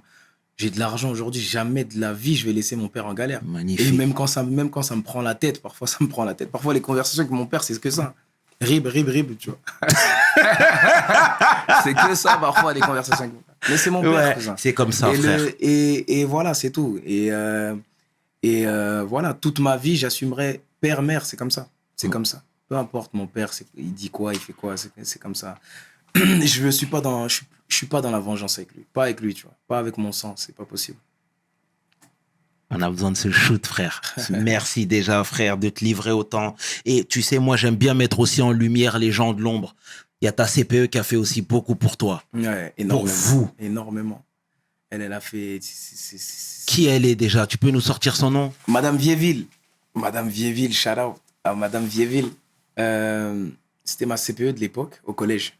J'étais au collège Pierre-André Houel, à Romainville. Et donc, je vivais dehors. À cette époque-là, quand elle a cramé que j'étais dehors, je vivais à l'hôtel Étape Hôtel à Porte de Bagnolet. Et là, je crois qu'il n'existe plus. Je crois que maintenant, c'est Ibis. Mais avant, c'était Étape Hôtel de Porte de Bagnolet. Je vivais là-bas, tu vois. On a été dans la chambre avec ma mère et mon petit frère. Et on avait une petite plaque. Tu vois, les plaques pour chauffer les charbons. Plaque chauffante, là. Les charbons. Ouais, absolument. Ben, on avait ça et une casserole, tu vois. Donc, on pouvait chauffer un peu de lait ou des trucs comme ça, tu vois. Et donc, on vivait là à ce moment-là. Et je t'ai dit, j'étais très énervé à cette époque-là. Donc, quand j'allais en cours, moi, je suis quelqu'un, même de base, je suis quelqu'un de souriant, tout le temps en train de rigoler, etc., etc. Mais là, cette période-là, j'étais noir, tu vois. J'avais toujours les sourcils froncés, le visage serré. J'arrive, machin, etc. Faut pas parler avec moi, je réponds au prof, etc., etc. Et tout le monde était... Donc, ça me mettait heure de colle, on va t'expulser, etc. Mais comme elle me connaissait, elle sait que Dadju, il est pas comme ça. C'est quoi le délire? Vas-y, viens me voir. Je suis venu me voir, elle me demande qu'est-ce qu'il y a. Et moi, je déteste faire miskin, tu vois. Je déteste dire non, mais voilà, j'ai des problèmes chez moi, etc., etc., etc. Je disais rien. Une fois, elle vient me parler, je la renvoie. 2 fois, je la jette en l'air. 3 fois, 4 fois. Et après, elle revient encore une 5e fois. Et là, j'étais vraiment énervé. Et je lui ai dit, mais vous êtes là, vous me faites mal à la tête. Déjà, je sais même pas où je vais. Là, je dois rentrer, je sais même pas où je vais rentrer. J'ai pas d'argent sur moi. Ma daronne, elle mange pas. Mon petit frère, il mange pas. J'habite je viens à l'école à Romainville, mais en vérité, je suis vers Porte de Bagnolet. C'est-à-dire, pour venir, il faut que je fasse ça. J'ai dit, j'arrête. J'ai dit, j'arrête l'école, j'ai arrêté de venir et je vais aller Bicrave, tu vois. Dans ma tête, c'était ça, tu vois. Je vais aller Bicrave, en vérité, je vais faire du bif et puis, khalas, tu vois. Elle a dit, hors de question, ça peut pas se passer comme ça et tout. Elle m'a pris par la main, elle a frappé à toutes les portes de classe. Elle a dit à chaque prof, donnez 10 euros. Elle a mis dans l'enveloppe, donnez 10 euros, 10 euros, 10 euros. Ils ont tous donné 10 euros, je crois. Elle a mis 150 euros, un truc comme ça. Elle m'a donné, elle a dit déjà, tiens, tu prends ça, tu donnes à ta mère, vous achetez à manger, etc. Et ensuite, demain, tu viens avec ta mère, comme ça. Moi, parce qu'à l'époque, quand on va à la mairie, etc., on est des Renois. Ma mère, elle n'a pas de papier, personne ne va te caler, tu vois. Et elle a dit, moi, je suis blanche, je m'appelle Madame Vieville, je suis CPE de ce collège, t'inquiète pas qu'ils vont m'écouter, tu vois. Bam, elle est partie, elle a menti, elle a dit que j'étais un des meilleurs élèves du collège et tout, alors que c'est pas vrai, tu vois. Et elle a dit, ouais, cette femme-là, elle éduque super bien ses enfants sont super intelligents, c'est des gens importants pour le collège, etc., etc. On est retourné 10 fois, 10 fois elle était là, 10 fois, c'est des rendez-vous le matin, entre son taf et truc, hein, 10 fois elle était là. Jusqu'après, ils ont dit, c'est bon, tiens. Ils nous ont donné un appart, tu vois. Ils nous ont donné un appart elle nous a aidé financièrement à payer les trucs et tout, machin, etc. C'est ça le son de cloche, le vrai son de cloche. Tu vois ce que je veux dire? C'est cette femme-là qui m'a sauvé la vie. Tu vois ce que je veux dire? Elle m'a sauvé la vie, elle a sauvé la vie de ma daronne. Et cette femme-là, elle peut me demander tout et n'importe quoi, je vais lui donner. Et elle me demande rien. Jusqu'à aujourd'hui, elle me demande rien. Elle ose même pas me demander une place de concert. tu vois les gens, il y a des gens, c'est des super-héros, ils demandent rien. T'es encore en contact avec elle? Je suis en contact avec elle, toujours. Elle habite plus à Paris maintenant. Elle est toujours CPE, mais dans un autre collège, à Nantes, je crois. Non, c'est pas Nantes. J'ai oublié vers où elle est. Mais elle est plus à Paris, tu vois. Et à chaque fois, je lui dis, ouais, machin, est-ce que vous venez à Paris, Parc des Princes, je vous paye le billet de train. Non, j'ai pas envie de déranger, de machin. Wesh, déranger. J'étais dehors, t'as pris ma daronne, tu nous as pris par la main, tu nous as emmenés à la mairie, tu nous as trouvé un appart. Je te parle d'un billet de train. Tu vois, ça vaut même pas, tu vois ce que je veux dire? Et il y a des gens comme ça, tu vois. J'ai des gens comme ça, des tantes aussi comme ça, qui m'ont hébergé, Tu vois, quand je t'ai dit, parfois, c'était dehors, mais parfois, j'allais chez des tantes, tu vois. J'ai une tante à moi qui s'appelle Tantine Julie. Elle a 5 enfants, tu vois. Et, euh, et c'était pas facile pour elle aussi, tu vois. Mais elle m'a toujours soutenu, toujours aidé. Elle donnait de l'argent, un truc, machin. Elle a des difficultés d'argent jusqu'à aujourd'hui. Et je me rappelle en 2017, un des plus beaux cadeaux qu'elle m'a fait. Et elle est fatiguée aujourd'hui, tu vois. Elle a le même âge que ma daronne, tu vois. Elle est un peu fatiguée, elle a toujours travaillé toute sa vie. Elle est venue à mon mariage, elle a des difficultés d'argent. Elle est venue à mon mariage, dans une enveloppe, elle m'a donné 40 euros. En vérité, 40 euros, c'est quoi? Tu vois, pour moi. Tu vois ce que je veux dire? Mais les 40 euros là, ils étaient trop lourds. C'était kilos, comme on dit, tu vois. Et ces 40 euros là, en fait, c'était l'équivalent de comme si moi je donnais, je sais pas moi, un lourd. Parce que, en fait, elle a vraiment donné ce qu'elle pouvait donner. Voilà, elle m'a donné ce qu'elle pouvait me donner. Et elle a dit, c'est important. J'ai dit, non, Tantine, garde. Elle a dit, non, je te les donne. Un Uber pour rentrer, elle veut pas que je lui prenne.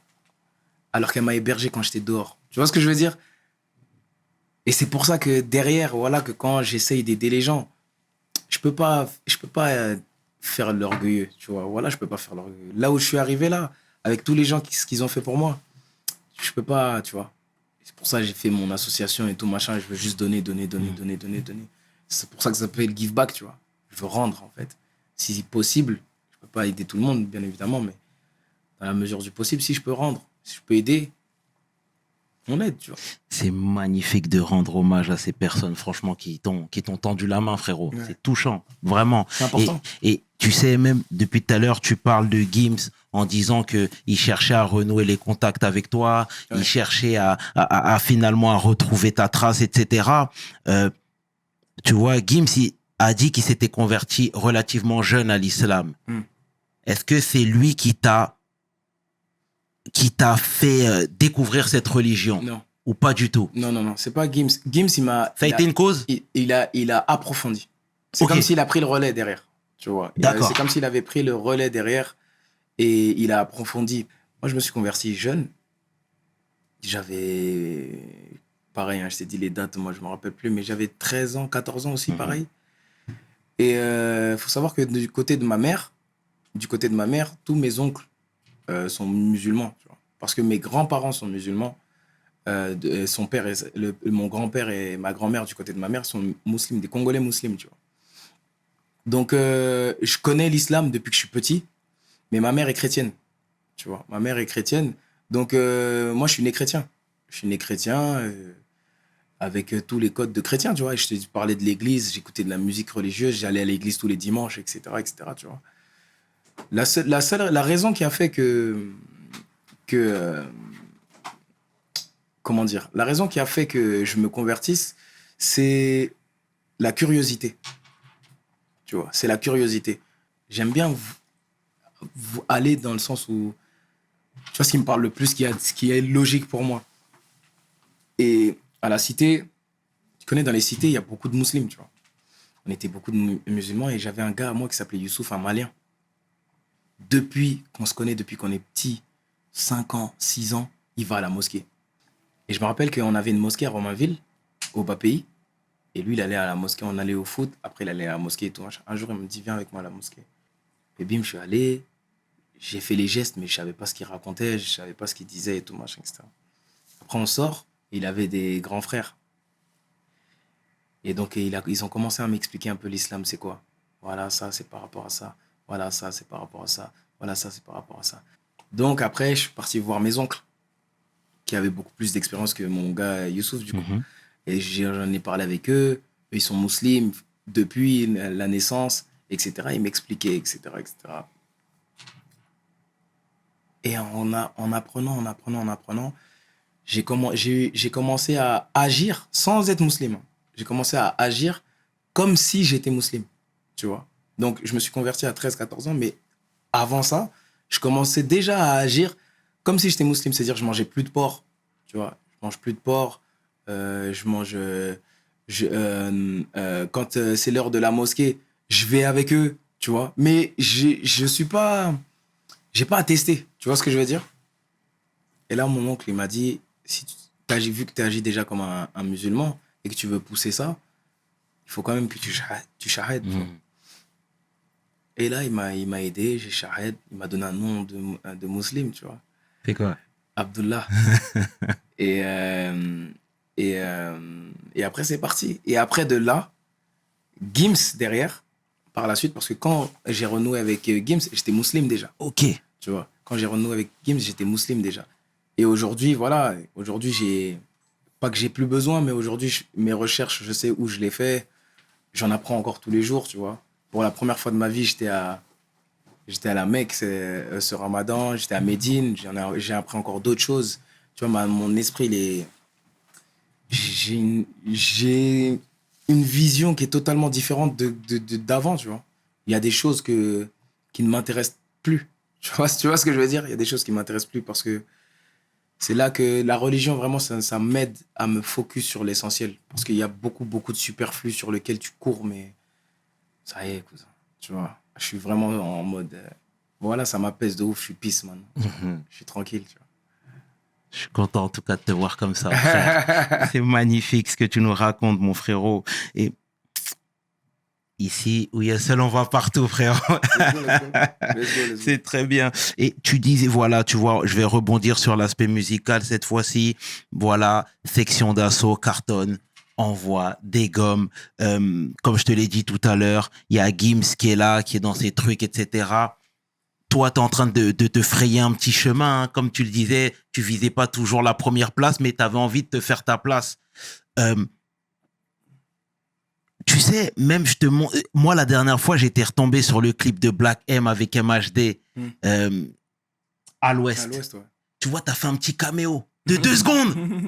Mais quand on fait un caméo de 2 secondes comme ça, c'est quand on n'est pas important. Permets-moi de te le dire. Toi, à quel moment tu as su qu'il allait se passer quelque chose ou il y a quelque chose qui était en train de se passer pour toi? Tard.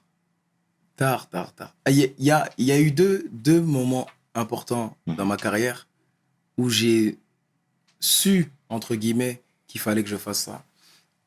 La première, c'est à l'album Indéfini, quand on sort Aime-moi demain, avec Gradure. Déjà, je savais que ce son allait marcher. J'en étais sûr et certain. Et je savais qu'il fallait que j'aille en solo. À ce moment-là, je me suis dit, en fait, Aime-moi demain, c'est tellement mon ADN et c'est tellement ce que j'ai envie de faire qu'il faut que je pousse mon délire au maximum. Tu vois. Donc à ce moment-là, dans ma tête, c'était, il faut que je fasse un album solo. Où est-ce que mon album solo va aller, j'en sais rien. Mais il faut que je pousse mon délire au maximum. Et le deuxième moment où j'ai réalisé vraiment que j'avais ses pairs, c'était après mon deuxième album. Mon deuxième album solo, après Poison ou Antidote, peut-être un mois après, j'ai réalisé vraiment que j'avais percé. Parce que tout était vraiment, vraiment différent. Je sortais d'un album à succès, Gentleman 2.0, et je suis en train de sortir un deuxième album à succès, Poison ou Antidote, et c'est comme une confirmation. J'ai confirmé. En fait, je venais de confirmer. Donc, je voyais que tout, que ce soit dans les médias, que ce soit chez les gens, que ce soit tout, absolument tout était en train de changer, et que tout ce que je faisais était gros. Tout ce que je fais, c'est gros. C'est-à-dire, je vais là-bas, c'est gros. J'annonce ça, c'est gros. Je me déplace là, c'est gros. Tout est gros. Je dis A, B, C, c'est gros. Tout est gros. Je dis un truc, on prend ça, on fait ça. Ça y est, j'ai compris que je me suis dit, on dirait que c'est vraiment ces pères. Et comme j'avais tellement trop la tête dans le guidon, je calculais hop, tu vois. C'est là que je me suis dit, vraiment, j'ai ces pères. C'est après mon deuxième album. Donc tard, en vérité. Et tu vois, ce qui est magnifique, c'est que tu sais, parfois l'industrie aime bien opposer des frères. Et j'ai l'impression qu'avec ton frère, pas du tout. Ah, c'est impossible. Tu comprends? Et c'est ça que moi, je voulais souligner. Tu sais, il y a quelques années, t'avais gagné un Energy Music Award. Ouais. T'as remporté le prix, t'as jubilé un petit peu. Ouais. Mais juste après, t'as dit, Gims, pour moi, c'est toi le vrai champion. Bah oui. Tu vois ce que je veux dire? Bien sûr, Tout à l'heure, tu parlais de Gims en disant à quel point il avait vraiment cet esprit de fraternité, tu vois. Il était, et ça, c'est quelque chose qui est à saluer, frérot. Tu vois, je vais continuer dans mon argumentaire, mais Moi, il y a quelques années, j'étais allé au concert de Franglish. Parce que j'avais, à l'époque, moi-même, je rappelais, j'avais déjà fait un morceau avec lui, etc. Et c'était à ses débuts de Franglish. C'était pas le personnage d'aujourd'hui. Et il avait eu du mal à remplir la cigale. La salle n'était pas remplie. Et toi, t'étais déjà le Dadju. Tu vois, le chanteur à succès. Je crois même que t'étais même plus localisé ici. T'es venu spécialement pour le concert en incitant tout le monde à soutenir Franglish. Tu vois ce que je veux dire? Mais tu l'as fait ça. Tu l'as fait. Moi, j'ai l'impression que tu l'avais fait naturellement, sans calcul, parce que c'était ton homeboy. Bien sûr, bien sûr. Mais est-ce que cet amour, on te l'a rendu?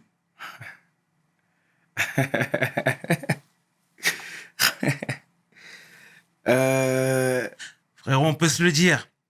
Non, honnêtement, il y a, comment dire?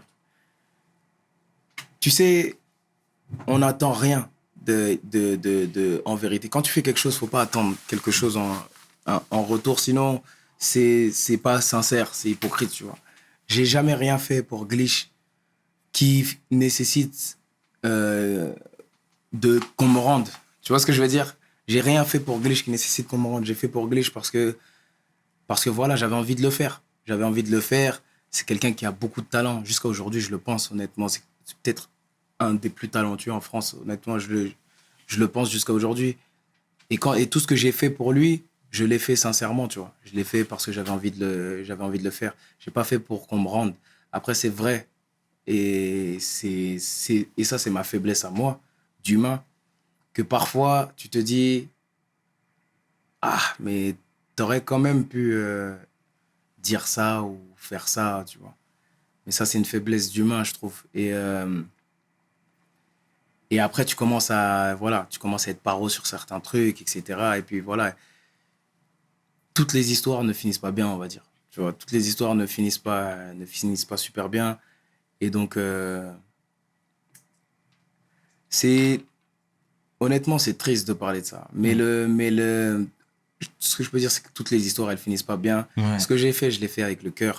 Et ce qui s'est passé par la suite, c'est tant pis, c'est tout. Tu vois, c'est juste tant pis. Moi, dans l'idée, tu connais bien le slogan de l'émission, c'est vraiment de rassembler les frères, tu vois. Ouais. Et moi, j'étais obligé de souligner cette anecdote parce que j'ai vu, c'était de mes propres yeux, j'ai vu, tu vois ce que je veux dire. Donc moi, j'ai trouvé ça magnifique, ce petit geste. Aujourd'hui, toi-même, t'étais avec les frères. Moi, j'ai cru comprendre que voilà, chacun avait pris ses quartiers, etc. Ouais. Frérot, parce que c'est inévitable, ça. Je pense que c'est inévitable. Honnêtement, parce que je l'ai vu, je l'ai entendu avant, je l'ai vu par la section et je l'ai vécu. Tu penses que tu peux éviter, mais au final, t'éviteras pas, cousin. J'ai vu d'autres artistes qui m'ont raconté d'autres histoires qui leur est propre, etc. Parfois, certains, c'est leurs cousins. Parfois, certains, c'est un tel. Parce que quand on commence à travailler entre gens qui s'apprécient, qui s'aiment, tu vois. Et quand il y a quelque chose qui ne va pas, ça veut dire que tout est multiplié. La joie, elle est multipliée parce qu'on est tous ensemble. Ah, mon frère, et on est ensemble. Mais quand il y a une erreur, ça fait mal au cœur. Et le seul reproche que moi, j'ai à faire, c'est de savoir reconnaître ses erreurs, tu vois. L'orgueil, c'est vraiment pas bon c'est vraiment pas bon pour la suite des choses, tu vois. Et quand quelqu'un est trop orgueilleux, c'est mort.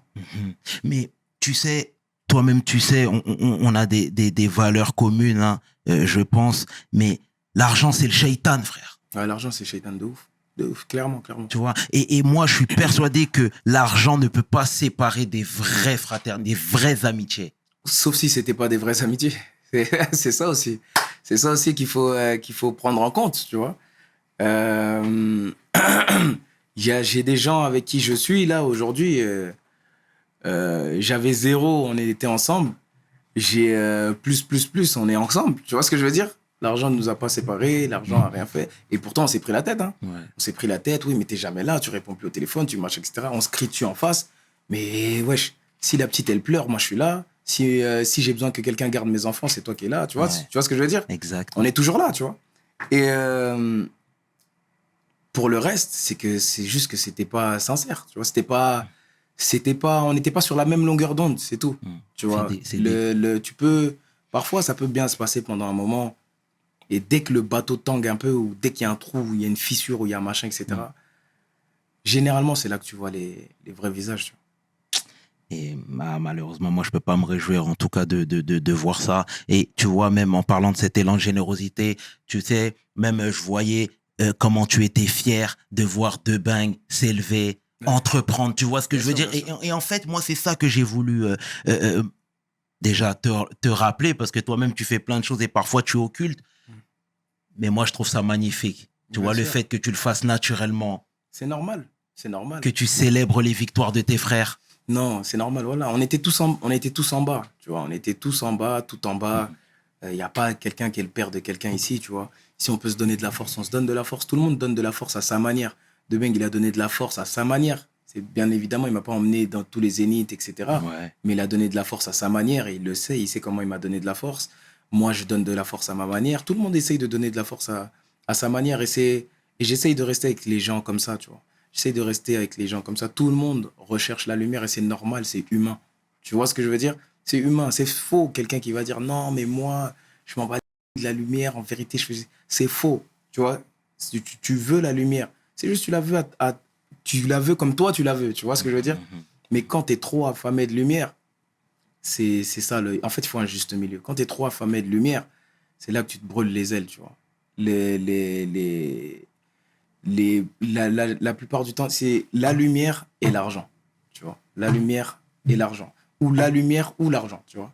C'est un des deux. Parfois, c'est quand tu veux trop d'argent, t'es trop gourmand, tu veux manger plus que ce que tu devrais manger, tu n'arrives plus à t'arrêter. Parfois, c'est tu veux te montrer plus que ce que tu devrais te montrer, tu n'arrives plus à t'arrêter. Et puis voilà, honnêtement, j'ai pas une histoire spéciale. Hein.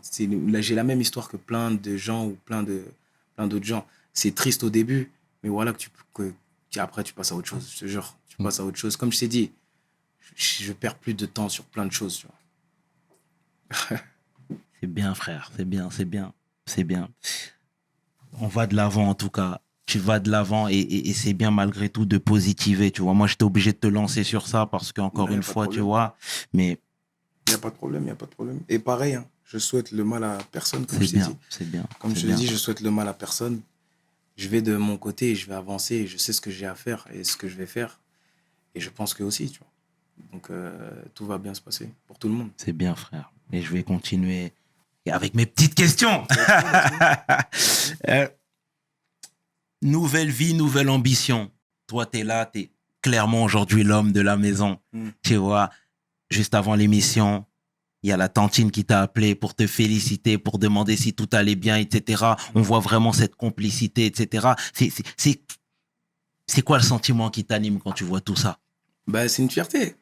Le une fait de fierté. parler d'entrepreneuriat avec ta maman, Ouais, bien tu sûr. vois, de pouvoir l'assumer pleinement. Moi, j'ai vu qu'Alaïd, elle était avec toi au Maroc. Exactement. J'ai vu, elle était avec la mère de Wara, que tu considères comme ta mère aussi, tu vois ce que je veux Exactement, dire? bien sûr. Et c'était magnifique déjà. Mais c'est quoi le feeling du moment? Avec ma mère. Mhm. Non, on a un good feeling de ouf. Ma mère, là, elle m'appelait pour me dire il y a un nouveau terrain qui s'est libéré au bled et tout, machin, etc. Il y a une bonne affaire, donc il faut péter le terrain, tu vois. Donc ma mère, elle commence aussi à rentrer dans le business parce elle aime ça, tu vois. Elle aime ça, elle aime bien, elle aime pas rien faire, ma mère, tu vois. Elle pourrait être là, sa retraite, elle est gérée, tu vois. Mais elle aime bien bouger, elle aime bien participer, elle aime bien savoir, apprendre de nouvelles choses et tout, tu vois. Donc, quand elle m'appelle, elle me dit des trucs comme ça et tout, elle sait que, voilà, en ce moment, je rachète beaucoup, je suis beaucoup dans l'achat de terrain, les trucs comme ça et tout. Donc, elle s'est dit, ah ouais, machin, là, il y a un nouveau truc au bled qui s'est débloqué. Elle m'a dit, machin, etc. Je lui ai dit, ah, ok, vas-y, je vais étudier le terrain et après, je vais voir, on fait quoi, tu vois. Bim, s'il y a un truc à construire, un bâtiment ou un truc comme ça, tu vois, elle est. Pareil pour l'association, elle va me dire, ouais, il faudrait qu'on se lance vers ça, qu'on fasse ça, qu'on fasse ça. Je vais lui dire, ah non, ça, c'est pas une bonne idée, parce qu'il y a des choses qu'elle connaît pas, qu'elle sait pas. Dire, on fait ça comme ça, on fait comme ça. Et j'aime bien avoir ce lien-là avec ma mère aussi, tu vois, qu'on se parle pas juste de. Parce que sinon, ma mère va trop s'inquiéter pour moi. Ma mère, c'est quelqu'un comme ça. Elle fait que s'inquiéter, s'inquiéter, s'inquiéter. Est-ce que tu t'entends bien avec ton frère? Est-ce que ça va bien? Est-ce que chez toi ça va bien? Tu t'entends bien avec ta femme? Et les enfants, c'est comment? Ces trucs. Et ma mère, c'est que ça, que ça, que ça. Et Non, si je mais- lui ai dit que c'est pas bon, Ouais. tu connais, c'est une daronne, elle va pas dormir. tu vois. Ouais. Donc, je suis content d'avoir cette relation-là avec elle. Moi, honnêtement, on est comme as. Tu vois. Non, maman sont comme ça, mon frère. C'est terrible. Et toi, tu as décidé de reculer, de poser tes valises au Maroc. Ouais. C'était pourquoi?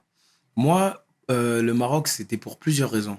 Une des raisons, c'était que j'ai toujours... c'est Gims qui m'a fait découvrir le Maroc. Donc, on a commencé à avoir une sorte d'habitude de chaque ramadan de partir la section, carrément. C'est même pas que Gims, c'est la section. Gims d'abord, mais après la section. Et on a décidé d'aller au début avec la section et tout. On faisait nos ramadans au Maroc à chaque fois, tu vois. Ensuite, bon, voilà, le temps passe, etc. Et Gims décide d'aller vivre au Maroc. Et moi, je me suis toujours dit que j'allais pas finir ma vie en France. Tu vois, je me suis toujours dit que j'allais pas finir ma vie en France parce que, et je ne sais même pas où je vais finir ma vie, mais je pense que je vais être quelqu'un qui va beaucoup voyager dans sa vie, tu vois. Mais quand Gims a posé ses bagages là-bas, je me suis dit, au moins, il y a mon frère, tu vois. Au moins, il y a mon frère qui est là-bas, avec ses enfants, etc. Et moi, ça m'a rassuré. Le fait qu'il pose ses valises là-bas et qu'il dise, je suis là, t'inquiète, tu vois. Ça m'a rassuré. Et encore une autre chose qui m'a poussé à aller au Maroc, par exemple, c'est que c'est à côté de la France. C'est à 2h30 de vol. Tu vois ce que je veux dire? Plusieurs fois, je suis parti le matin et je suis rentré le soir. Tu vois ce que je veux dire? Parce que je pars le matin à 6h du matin, je fais toute ma journée, je prends le dernier vol à 21h, 22h et je rentre au Maroc, par exemple. Tu vois? Et je suis pas si fatigué que ça. Tu vois ce que je veux dire? Au final, tu as fait 5 heures d'avion aller-retour. Aller-retour. Parfois, je fais des trajets comme ça. Hier, j'étais au Luxembourg, j'ai fait 4h30 de sprinter, tu vois. Donc, ça a été aussi une façon de vivre ailleurs, mais de ne pas être trop loin de la France, parce que je veux pas être loin de ma mère. C'est ta sécurité. Exactement. Et je veux pas être loin aussi, parce que je taffe. Moi, je taffe en France, je taffe à Paris, etc. Je veux pas m'inventer une vie, tu vois. J'ai pas envie d'habiter à l'autre bout du monde, et pour venir, il faut que je fasse 8 heures, 9 heures d'avion, etc.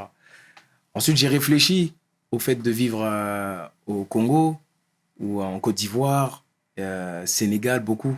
J'ai beaucoup hésité avec le Sénégal aussi. La raison pour laquelle j'ai pas été directement, c'est parce que je pense que même si éventuellement je peux aller plus tard, je pense que là, il y a une hype sur moi qui est tellement forte que si je vais là-bas, c'est comme si je peux rencontrer les mêmes problèmes que j'ai en France, par exemple, parce que quand je sors avec les petits, par exemple, eh ben, tout le monde dans la rue va venir demander une photo. Tu vois ce que je veux dire? Tout le monde au Congo, je peux pas faire un pas sans qu'on m'arrête. Tu vois? Au Congo, je peux pas faire un pas sans qu'on m'arrête. Donc, vivre au Congo avec mes enfants, pour tout le temps que tout le monde me suive, etc., c'est pas une bonne idée. En tout cas, pas tout de suite. Côte d'Ivoire, je me suis dit la même chose. Sénégal, je me suis dit la même chose. Donc, je me suis dit peut-être après. Tu vois, une fois que Dadju, ça fait un moment, tu vois, ça fait un petit moment, etc. Donc, ça va plus créer un truc de fou le fait que je traverse la rue. Une fois que ce sera retombé. Exactement. Pourquoi pas aller là-bas, tu vois? Parce que c'est des pays que j'aime énormément. Les 3 pays là, par exemple, que je t'ai cités là, que ce soit le Congo, qui est mon pays d'origine, la Côte d'Ivoire ou le Sénégal, c'est 3 pays que j'adore, tu vois. Et j'ai beaucoup réfléchi à aller vivre là-bas, tu vois. Mais pareil, c'est aussi loin. Et c'est pas à 2h30 de vol, tu vois. Et donc, le fait de faire des allers-retours et tout, c'est toutes ces choses-là qui ont fait que, au final, j'ai choisi le Maroc, tu vois. Et puis, on a été super bien accueillis. Même le roi nous a super bien accueillis. Il nous a donné tout ce qu'on avait besoin pour être à l'aise au Maroc. Et je suis reconnaissant envers ça aussi, tu vois. C'est magnifique, frérot. Mais on voit que tu es très terre à terre et ta vie de tous les jours te le rappelle à chaque fois, j'ai l'impression. Tu vois, tu as l'impression, t'as vraiment, l'envie de t'extirper un petit peu, peut-être pour plus savourer les choses simples de la vie. Ouais, honnêtement, tu vois, ça fait peut-être présomptueux de dire ça, mais j'ai atteint un stade de ma carrière où j'ai tout fait, tu vois. En vérité, tu vois. J'ai tout fait. Et là, si je dois faire, je dois juste refaire. Tu vois ce que je veux dire? Je dois juste refaire. Faire des concerts, j'ai fait. Vendre des albums, j'ai fait. Avoir des singles platine, d'or, diamant, j'ai fait. Disque d'or, platine, diamant, double platine. J'ai tout fait, en fait. Tu vois ce que je veux dire? Toutes les cases qu'il y a à cocher, j'ai fait. Là, maintenant, j'ai pas envie de Tu vois, j'ai toujours eu cette envie, moi, de me donner un fond sur un temps limité, déterminé, et après t'es calme, tu vois. Je me suis toujours dit ça, et je disais ça dans des interviews même avant, mais en vérité, j'aime trop le son. Donc je m'étais donné 5 ans en vérité. Là, je suis dans la 6e année encore, et j'aime trop le son, tu vois. J'aime trop le son. Mais c'est vrai que aujourd'hui, je suis plus dans un truc de... Je suis plus dans un truc de... tranquille, tu vois. Ouais. Je vais faire les choses. Je vais faire ce que j'ai à faire, tu vois. Mais juste au lieu de sortir 4 sons, je vais en sortir un. Tu vois ce que je veux dire pour que tu vois le prorata. Absolument. Au lieu de sortir 4 sons, je vais en sortir un, mais je vais le sortir de telle manière, etc., avec un concept, etc., etc. Je vais moins me prendre la tête sur la quantité, plus sur la qualité de ce que je fais, de ce que je sors, et la qualité de ce que je représente aussi, tu vois. J'ai fait des choses où j'ai été précurseur de plein de choses, tu vois, d'un style de musique. Et je peux pas aujourd'hui, et je pense que c'est comme ça qu'on dure, je pense, j'en sais rien. Je peux pas aujourd'hui toujours être en train de courir après entre guillemets, des petits trucs ou des trucs que t'as déjà fait, t'as déjà gagné, mais tu veux quand même courir et reprouver. Il y aura toujours des gens qui vont dire ouais, mais là. Mais en vérité, ce que tu as fait, tu l'as fait. Tu vois, cousin. C'est écrit, c'est à l'encre noire. Ce que j'ai fait, je l'ai fait. Et jusqu'à ce que quelqu'un fasse 2 fois ce que j'ai fait, et ben, tu vois, tant pis, tu vois. Aujourd'hui, je parlais de ça en plus tout à l'heure avec Debeng. En plus, aujourd'hui, regarde, on a la culture. C'est bizarre, c'est le paradoxe, parce qu'on a la culture de l'instant. Le meilleur artiste de tous les temps, c'est l'artiste de tout de suite, là, qui fait un truc bien tout de suite, tu vois. On va dire, ah, lui, c'est le meilleur artiste de tous les temps, ça fait 1 an, il fait des hits et tout. Et par la même occasion, quand pendant 6 mois, 1 an, tu sors plus de bons trucs ou tu n'as pas des bons résultats, on va dire, t'es fini. Tu vois, on te laisse plus la chance de, vas-y, tranquille. Maintenant, on va dire, t'es fini. C'est clair. Finito, tu vois. Et en même temps, on va dire, t'es fini là tout de suite, mais dans 5 ans, 6 ans, 7 ans, on va dire, en vérité, t'es une légende. Tu vois ce que je veux dire? Par exemple, Usher, il a sorti des albums et des albums qui n'ont pas marché. Et aujourd'hui, et donc les gens ont dit, toi, t'es finito. Et aujourd'hui, tout le monde veut aller au concert d'Usher. Tu vois ce que je veux dire? Il vient, il fait des concerts à 400 €, cousin. Et les gens, ils payent. Ils sont loin, mais ils payent. Parce qu'en vérité, Usher, c'est une légende et tout, machin. Mais c'est quoi son dernier album? Tu sais, toi? Tu sais pas? C'était il y a longtemps. C'était il y a très longtemps, Usher. C'est quoi son dernier hit, cousin? Il a pas. Mais en fait, ce qu'il a fait, il a fait. Et il y a quelqu'un qui est arrivé derrière qui a fait ce qu'il a... Il n'y a pas. Donc, c'est une légende. On ne parle pas avec lui. Chris Brown, il arrive, il vient. J'étais à son concert, là, à Paris. Il arrive, il vient. Il fait son set de ses hits d'à l'ancienne. C'est ça que les gens veulent voir. C'est ça qu'on veut entendre. C'est ça qu'on veut truc. Et si tu as une discographie qui fait que... Et je pense que j'ai une discographie qui fait que... J'ai enchaîné en 6 ans énormément de hits. Que ce soit dans mes albums ou dans les albums des autres, tu vois. J'ai enchaîné énormément de hits. Je peux faire des concerts de 2h30 sur que des sons que les gens connaissent, tu vois. Tu veux que je cours après quoi encore? Tu vois? C'est ça que je te dis. J'ai beaucoup couru, moi, dans ma vie. Après des choses qui font que, ouais, mais. Là, aujourd'hui, j'ai envie de lever le pied un peu. Ouais. Je suis là, je suis chez moi, je suis posé, je suis avec mes petits et tout. Ah, j'ai une inspi. Vas-y, la semaine prochaine, j'irai au studio. C'est pas j'ai une inspi, il faut que j'aille au studio tout de suite. Tu vois, j'ai une inspi, vas-y, la semaine prochaine, j'irai au studio. Et ce son, je le sortirai l'année d'après, ça se trouve. Ah, ok. Ou dans 2-3 mois. Je suis dans ça aujourd'hui, tu vois. Et la musique me prend me prenait, du coup, maintenant, énormément de temps. Ce qui fait qu'il y a plein d'autres business que j'avais à côté où je mettais pas bien ma tête dedans. Et c'est des business qui me rapportent plus que la musique. Mais comme j'étais en train de courir après des petits trucs, Ouais. tu vois ce que je veux dire? Eh ben, je délaissais. Mais après, quand ça part, par contre. Tu vois? La musique, elle est là, tu vois. Et tout. Mais quand ça part, cousin, ça part. Et c'est quoi les là que business? c'est là que tu regrettes. Il y a des business dont je vais pas te dire, Ouais. je vais pas parler, on garde ça secret quand même. Non, parce mais qu'il t'es y a obligé de nous donner quelques indices il y a quand des- même. Parce que... Parce qu'il y a des choses, c'est mieux que je dise pas, tu vois. Mais après, oui, il y a plein de business que je fais. Aujourd'hui, j'ai un salon de coiffure qui fonctionne bien. J'ai une société de transport qui fonctionne très bien, très très bien même. J'ai une marque de vêtements, tu vois, qui fonctionne très bien aussi. Ça, c'est ce que je peux te dire. Ensuite, il y a des business beaucoup plus gros, tu vois, que je fais ailleurs et qui marchent énormément bien, tu vois. Qui marchent vraiment, vraiment très, très bien, mais qui nécessitent du temps et que je mette ma tête dedans quand même, tu vois. Et c'est plus important ça aujourd'hui que de courir après un single, par exemple, ou après un truc, ou après... Qu'est-ce qu'il faut que je prouve encore, tu vois? Même si je refais 1 million d'albums, tu vois ce que je veux dire? Même si je refais 1 million d'albums, je ne serai pas plus gros que je suis aujourd'hui, tu vois ce que je veux dire? Je serais juste... les gens vont juste dire c'est normal que Dadju fasse 1 million d'albums, tu vois. C'est juste si je fais 50 000, on va dire c'est pas normal que Dadju fasse 50 000. Mais si je fais 1 million, j'aurais pas plus que si je fais 300, 400 000, tu vois ce que je veux dire? Et, j'aime toujours autant la musique. Donc, comme je t'ai dit, je ne m'invente pas une vie de ouais, je m'en fous de la musique aujourd'hui. Non, non, non, j'aime trop ça. J'aime trop le son. J'aime en écouter. J'aime en faire. Juste chill, tu vois. Je suis en mode tranquille, tu vois. C'est plus ma priorité aujourd'hui. Tu vois, je fais du son parce que j'aime faire du son. Mais c'est pas si je fais pas de son, je faisais du son pour ma survie. T'as envie de lever le pied, là. J'ai envie de lever le pied un peu, tu vois. Et puis même, il y a plein de choses qui m'ont dégoûté, honnêtement, de la zik. Les gens, en fait. Les gens m'ont beaucoup dégoûté de la musique, tu vois. C'est un milieu de chiens, hein, la zik. Hein. La zik, c'est vraiment un milieu de chiens, tu vois. Et ce milieu m'a tellement dégoûté que même ça m'a changé un peu, tu vois. Ça m'a changé un peu. Je suis devenu un peu plus méchant, carrément.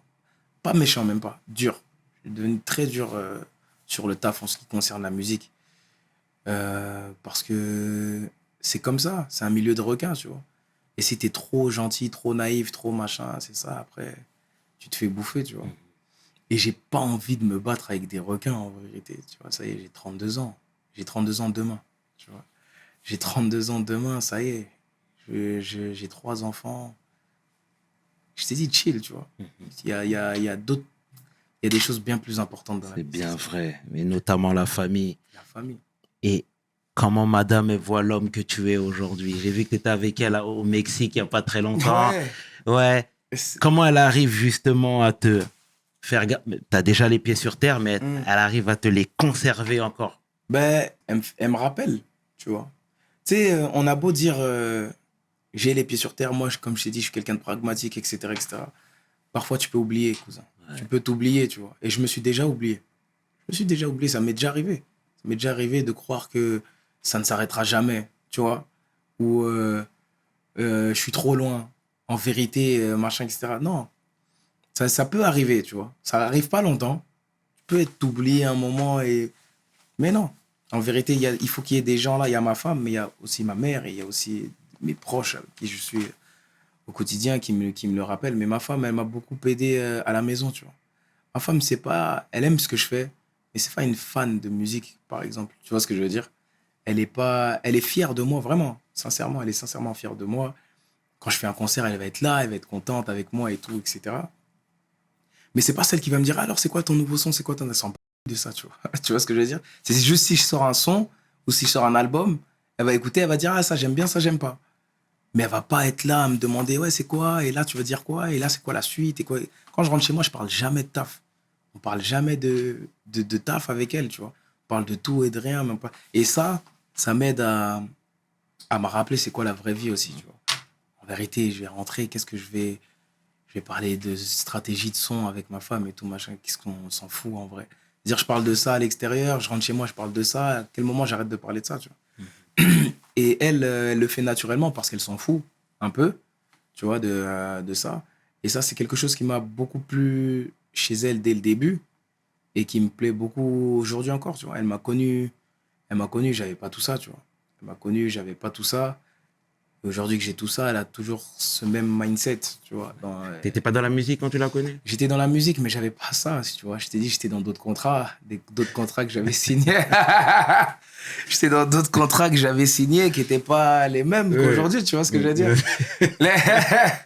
Et donc, ma femme, elle m'a vu quand je touchais des sommes sur scène qui étaient brutes, hein, des sommes brutes. Elle m'a connu comme ça. Hein. Mais je tournais en radio, je tournais à la télé, donc tout le monde pensait que j'avais du bif, tu vois. Quand tu passes à la télé, à la radio, tout le monde se dit, ouais, en vérité, t'as du bif, en vérité, t'es bien, mais en vérité, il n'y avait rien, tu vois. Et elle était là. Elle était là et c'était bien, tu vois. Et honnêtement, elle n'a pas changé sur ça. On rigolait de la même manière qu'aujourd'hui. Ça ne veut pas dire qu'elle n'aime pas le fait que j'ai du bif. Bien sûr que si, elle aime bien, c'est lourd. On peut, comme tu as dit, on peut aller au Mexique sur un coup de tête. Comme ça, on dit, ah, vas-y, viens, on va au Mexique. Le confort dans lequel on vit, tu vois. Quand on voyage, c'est pas la même chose. Là où on habite, là, ma maison, c'est sur 1 hectare. C'est pas la même chose. Le fait que dès qu'un enfant a besoin de quelque chose, on n'y réfléchit pas. Tu vois, tu réfléchis pas à, bon, là, ça va être... Je réfléchis pas à ça. Ça, c'est un confort qu'on a, que moi, j'aime personnellement. Et je sais qu'elle aussi, elle aime ça, tu vois. Mais je sais que demain, si j'ai moins que ça, ou si j'ai pas ça, c'est pas quelqu'un qui va dire ça, Maïkoum, mais je rentre chez, tu vois. Elle est là, elle m'aide. Elle m'aide dans ma tête, elle m'aide, elle est avec moi, tu vois. On est comme ça, tu vois. Il y a eu des hauts et des bas, c'était difficile. C'est difficile d'être la femme du prince d'Adj, tu vois. Le prince d'Adj, son public, c'est les femmes. Quand il est là-bas, c'est les meufs. Quand il y a ça, c'est les meufs. Tout le temps, les meufs. Et elle est là. Et elle a eu 3 accouchements en 5 ans, tu vois. 3 accouchements en 5 ans, c'est beaucoup. Ton corps change, t'as plus confiance en toi. C'est plein de trucs comme ça qui font que, tu vois, elle est là. Tu vois, elle est là et ça bouge pas, tu vois. C'est beau de lui rendre hommage comme tu fais, frangin, magnifique. Et Darcy dans tout ça. Parce que moi, je le vois, il est au Maroc avec toi régulièrement. Ouais. Il vit avec toi? Quand il est au Maroc, il vit avec moi. Ouais. Il vit avec ma mère ici, à Paris. Mais quand il est au Maroc, il vit avec moi. D'accord. Et comme il fait on va dire, du 6 mois, on va dire. Ok. Il fait pratiquement du 6 mois ou du 7 mois, 7 mois en France, 5 mois en tout et pour tout, tu vois. C'est magnifique. Et il travaille, Darcy? Ou il chill, il profite de sa vie? Non, Darcy, c'est... Tu l'as lancé avec toi sur certains business? Darcy, ouais, il y a certains business sur lesquels on va commencer à taffer. Ensuite, il a beaucoup taffé avec moi. C'est lui qui gérait carrément mon salon de coiffure. C'est lui qui était gérant de là-bas. Il gérait là-bas tous les jours, etc. Et après, Darcy, il a fait plein de taf conceptuels, on va dire. Tu vois, il a fait le manga avec Gims. Il est sur une application, là, en ce moment, en train de travailler ça aussi avec Gims. Là, on va lancer un business ensemble, tu vois. On va lancer un business ensemble où c'est lui qui va gérer ce business-là, etc. C'est un business qui va devenir gros d'ici les 2 prochaines années. Et je veux que ce soit lui qui gère, tu vois. Je veux que ce soit lui qui gère. J'ai une totale confiance en Darcy, 100%, tu vois. Et je sais que ça peut l'arranger aussi. Donc, je veux qu'il gère ça. Darcy, c'est mon petit frère, tu vois. Il fait partie de l'autre côté du tableau chez les plus petits, on va dire. Il est grand maintenant, mais il fait partie... C'est le premier plus petit, Ok. tu vois. Le plus grand des plus petits, on va dire. Mais ça reste que Darcy, dans cette famille, nous tous, en comptant Gims, etc., moi, etc., c'est peut-être le plus gros pilier, tu vois. Mais c'est juste que les gens ne le savent pas, tu vois. Les plus gros piliers, c'est pas spécialement Dadju ou Gims. Darcy, il est tout aussi gros, tu vois. Parce que par sa parole, par sa sagesse, je t'ai dit, c'est lui qui retient tout, toutes les dates. Ah oui, ça c'était l'été 2014. Ah oui, ça c'était... Il retient tout, tu vois. Et c'est quelqu'un de très, très, très, très intelligent et de très mature pour son âge. Donc le fait que je t'ai dit, je veux lancer des choses et je veux que ce soit lui qui gère, c'est parce que j'ai une totale confiance en lui. Et je sais que le fait qu'il fasse... Si Darcy réussit, ça va être un plus pour la famille. Tu vois ce que je veux dire? C'est pas un plus pour Darcy. Le fait que Darcy réussisse, c'est un plus pour la famille. Nous, parfois, on est dans plein de trucs, tu vois. Je suis dans mon album, je suis dans mes business, je suis dans mes trucs, je suis dans... Gims, pareil. Mais lui, c'est celui qui... Par exemple, tu vois, combien on était à l'Aïd pendant le Ramadan, etc. C'est Darcy. Ouais, il va juste me dire, ouais, là, il faut qu'Afi vienne. Afi, il est venu pour la première fois au Maroc, tu vois. Là, c'est bon, il a réussi à faire le visa d'Afi. Ouais, c'est bon, Afi, il a eu son visa pour qu'il puisse venir. Et puis les enfants, et puis sa femme, et puis machin, etc. Et puis ça, et puis ça, et puis ça. Et puis ça. C'est lui qui a tout géré. La Moi, j'ai plaque juste tournante. ralasse. Ouais. Moi, j'ai juste ralasse. Tu vois ce que je veux dire? J'ai juste payé, moi. Et c'est lui qui a tout géré, qui a tout machin, etc. Parce qu'il sait que moi, je suis dans autre chose. Ma tête, elle est ailleurs, etc., etc. Et c'est pour ça que je dis que Darcy fait partie des plus gros piliers de cette famille. Tu vois ce que je veux dire? Tout le monde a son apport. Tout le monde a quelque chose apporte quelque chose à la famille, que ce soit Belgique, que ce soit ma petite sœur Harmonie, tu vois, que ce soit Afi, Gims, moi, Ficha. Tout le monde apporte quelque chose à cette famille. Mais Darcy, c'est, on va dire, c'est un des plus gros piliers de la MIF. Tu vois. Shout out. Le shout-out Darcy, les frères, c'est magnifique. Et pour finir, frérot, tout à l'heure, tu parlais de ton implication au Congo, des biens déjà que tu vas acquérir, que tu as déjà. Ouais. C'est magnifique, frérot. Et je sais aussi que tu travailles avec Denis Mukwege. Denis Mukwege, le docteur Denis Mukwege, le super-héros du Congo, le Superman. Je travaille pas avec lui continuellement, mais j'ai travaillé avec lui, justement pour aider, venir en aide aux femmes victimes de violences sexuelles, avec mon association Give Back. J'ai été très touché par ce qu'il entreprend, par son combat. J'ai vu son discours quand il a gagné le prix Nobel de la paix. C'était en 2019, je crois. Et j'ai été très touché par ce discours. Et j'ai créé dans la foulée Give Back. Tu vois, c'est juste après ce discours que je me suis toujours dit, il faut que je fasse quelque chose, j'ai envie de faire de l'associatif, j'ai envie d'aider un maximum de gens. Mais ce discours-là, il m'a tellement tordu que je me suis directement levé pour faire quelque chose. Et à ce moment-là, j'ai créé Give Back. Et quand j'ai créé Give Back, en fait, pour t'expliquer un peu, c'est comme un...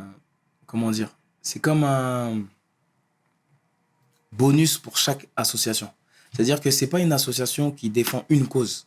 C'est une association qui aide les associations. Tu vois ce que je veux dire? C'est-à-dire que cette fois-ci, c'est pour ça que je t'ai dit que j'ai travaillé avec lui.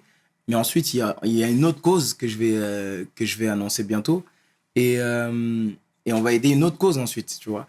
Mais la première cause, c'était celle du docteur Denis Mukwege qui m'avait tordu justement avec son discours et son combat. Le fait que ces femmes violées, des enfants, des bébés, tu vois, et que ça se passe dans mon pays, au Congo, à l'est du Congo, mais que, tu vois, c'est sourd. Elles crient, ces femmes, elles crient à l'aide, mais c'est sourd. Et ça n'arrive jamais à nos oreilles ici. Donc je me suis dit, moi, qui suis super connu ici, j'ai une voix de fou ici, tout le monde m'écoute, moi je vais vous dire en vérité, hey, ce qui se passe à l'Est, c'est une dinguerie. Venez, on essaye de faire quelque chose. 1 euro, c'est bon, ça me va. Ou si personne donne, juste partager le message, qu'au moins on sache, qu'au moins leur cri, il arrive aux oreilles des gens. Ça, c'est une victoire déjà, tu vois. J'étais dans ça. C'était pas qu'une question d'argent, tu vois. Parce que si c'est qu'une question d'argent, tu fais un don, tu vois. Je fais un don, ils ont leur argent, enfin. Mais le but, c'était pas ça. Le but, c'était de faire entendre ce qui se passait, de faire entendre ces voix. Ces femmes, elles ont souffert. Ces femmes-là, elles se sentaient même plus humaines parce qu'elles ont été abusées. Et même quand physiquement on te répare, parce que c'est ça le terme, réparer, elles ont été réparées, même si physiquement on te répare, mentalement, après, tu te sens pas normal. Tu vois ce que je veux dire? Absolument. Et pour la réinsertion, etc., c'est difficile. C'est tout un processus, en fait. Et ça, c'est des choses qu'on ne calcule pas. C'est des choses qu'on ne sait pas, qu'on ne dit pas. Pour se réinsérer, ces femmes-là, c'est le combat. Parfois, c'est toute une vie. C'est un combat de toute une vie, en fait, pour se réinsérer. Elles vont avoir peur des hommes, elles vont avoir peur des humains. Parce qu'en fait, elles les voient comme as. Pour certaines femmes, il y a des femmes, elles ont vécu ça, elles avaient 10 ans. Moi, je t'ai dit, à 10 ans, 12 ans, je vivais dehors, j'habitais à l'étape hôtel et tout. Il y a des femmes à 11 ans, 12 ans, elles se sont fait violer, en fait, dans une forêt, abandonnées comme ça par 4 personnes. Je te dis des mots durs pour que tu captes, pour que tout le monde capte. 4 personnes comme ça, et on t'abandonne comme ça, dégage. Au début, c'était par FaceTime qu'on communiquait, parce que c'est tellement loin là-bas, et tellement dangereux d'aller là-bas, que personne n'y va. Tu vois?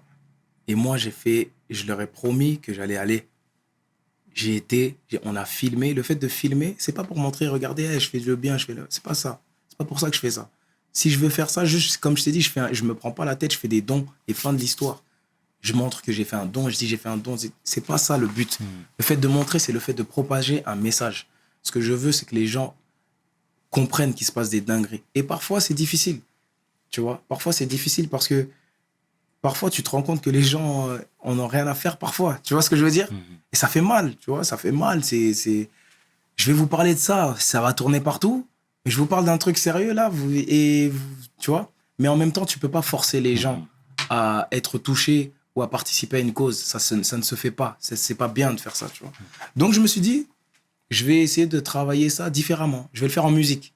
C'est là que j'ai sorti Moi Si à Congo avec Gazama Ouete. Et je me suis dit, et j'ai dit, voilà, les fonds de ce son-là seront reversés. Donc, vous avez juste à écouter du son. Je vous donne du son, vous avez juste à écouter. Mais le fait que vous écoutiez du son, ce son-là, ça aide ces femmes-là. Tu vois, j'ai essayé de faire des trucs dans ce sens-là pour casser les codes et pour que ma voix arrive à vos oreilles, à leurs oreilles. Donc, leur voix arrive aux oreilles de tout le monde, tu vois.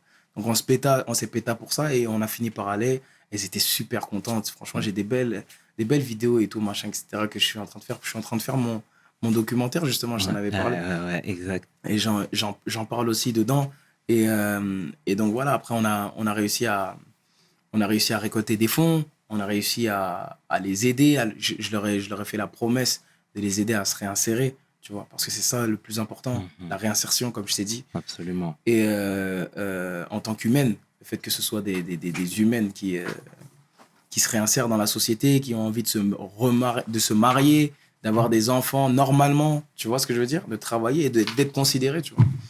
Donc c'est quelque chose qui me tenait vraiment à cœur, ma mère aussi, et donc on a fait ça. Et mon prochain combat, ça sera par exemple sur la famine, tu vois, la famine qui est mortelle en Afrique, parce que quand on dit la famine, on pense directement et c'est normal, on pense aux enfants qui n'ont pas de quoi manger ou aux femmes qui n'ont pas de quoi manger. Mais tu sais qu'une femme qui n'a pas de quoi manger, elle tue son enfant dans le ventre. Tu vois ce que je veux dire? Ou si elle mange mal, elle tue aussi son enfant dans le ventre. Donc elle va boire de l'eau qu'il ne faut pas boire, elle va manger des choses qu'il ne faut pas manger, ou l'enfant va sortir handicapé, ou parce qu'elle... Franchement, voilà, c'est atroce. Les trucs comme ça, c'est atroce. Mais c'est la vie, c'est comme ça. Il faut juste, tant qu'on peut aider, tant qu'on peut essayer de faire, de pousser un petit peu, ou d'en parler. C'est pour ça que je dis vraiment que et ça, c'est le truc le plus facile et c'est gratuit. Partager juste l'information, tu vois. Juste partage l'information, c'est déjà bien. Tout le monde n'est pas obligé de mettre 1 euro, tout le monde n'est pas obligé de mettre 10 euros, 100 euros, 1000 euros. Moi, j'en veux à personne, tu vois. Il y a des années où je donnais rien. Tu vois ce que je veux dire? Pourtant, je pouvais donner 1 euro. Il y a des années où je donnais rien. Aujourd'hui, je suis concentré sur ça.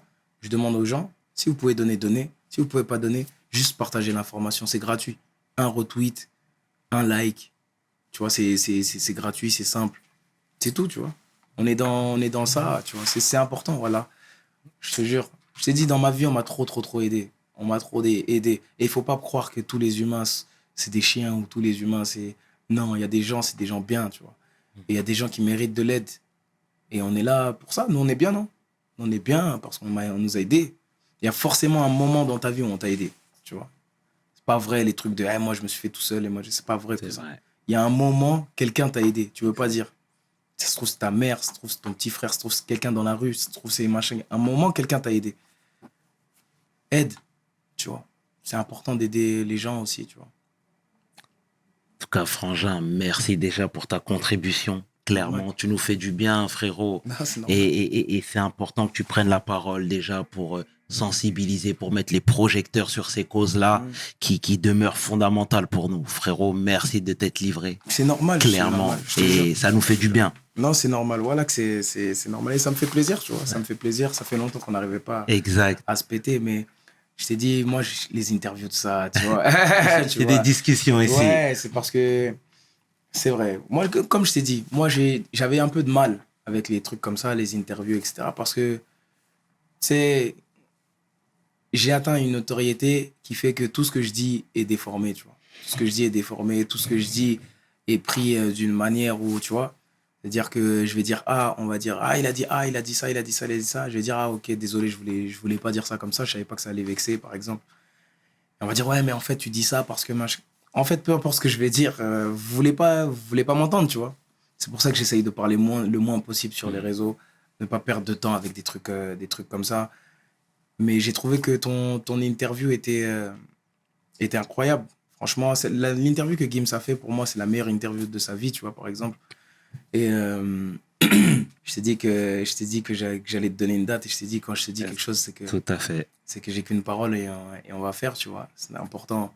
Et là, je suis content de finir sur le Congo, parce que c'est une des choses les plus importantes pour moi, tu vois. Le Congo, le fait d'être ambassadeur, le fait de représenter toute une génération, tout un peuple, tout un pays, c'est important pour moi. Magnifique, en tout cas. Daj, on est ensemble. Merci beaucoup, sincèrement. Merci à toi, mon ref. C'était le tiers et qui est 500. Tu peux inverser, les deux sont corrects avec mon homeboy, le prince Daj. Yes. Pour We Hustle, mes paroles valent tiers. Peace. We hustle, baby.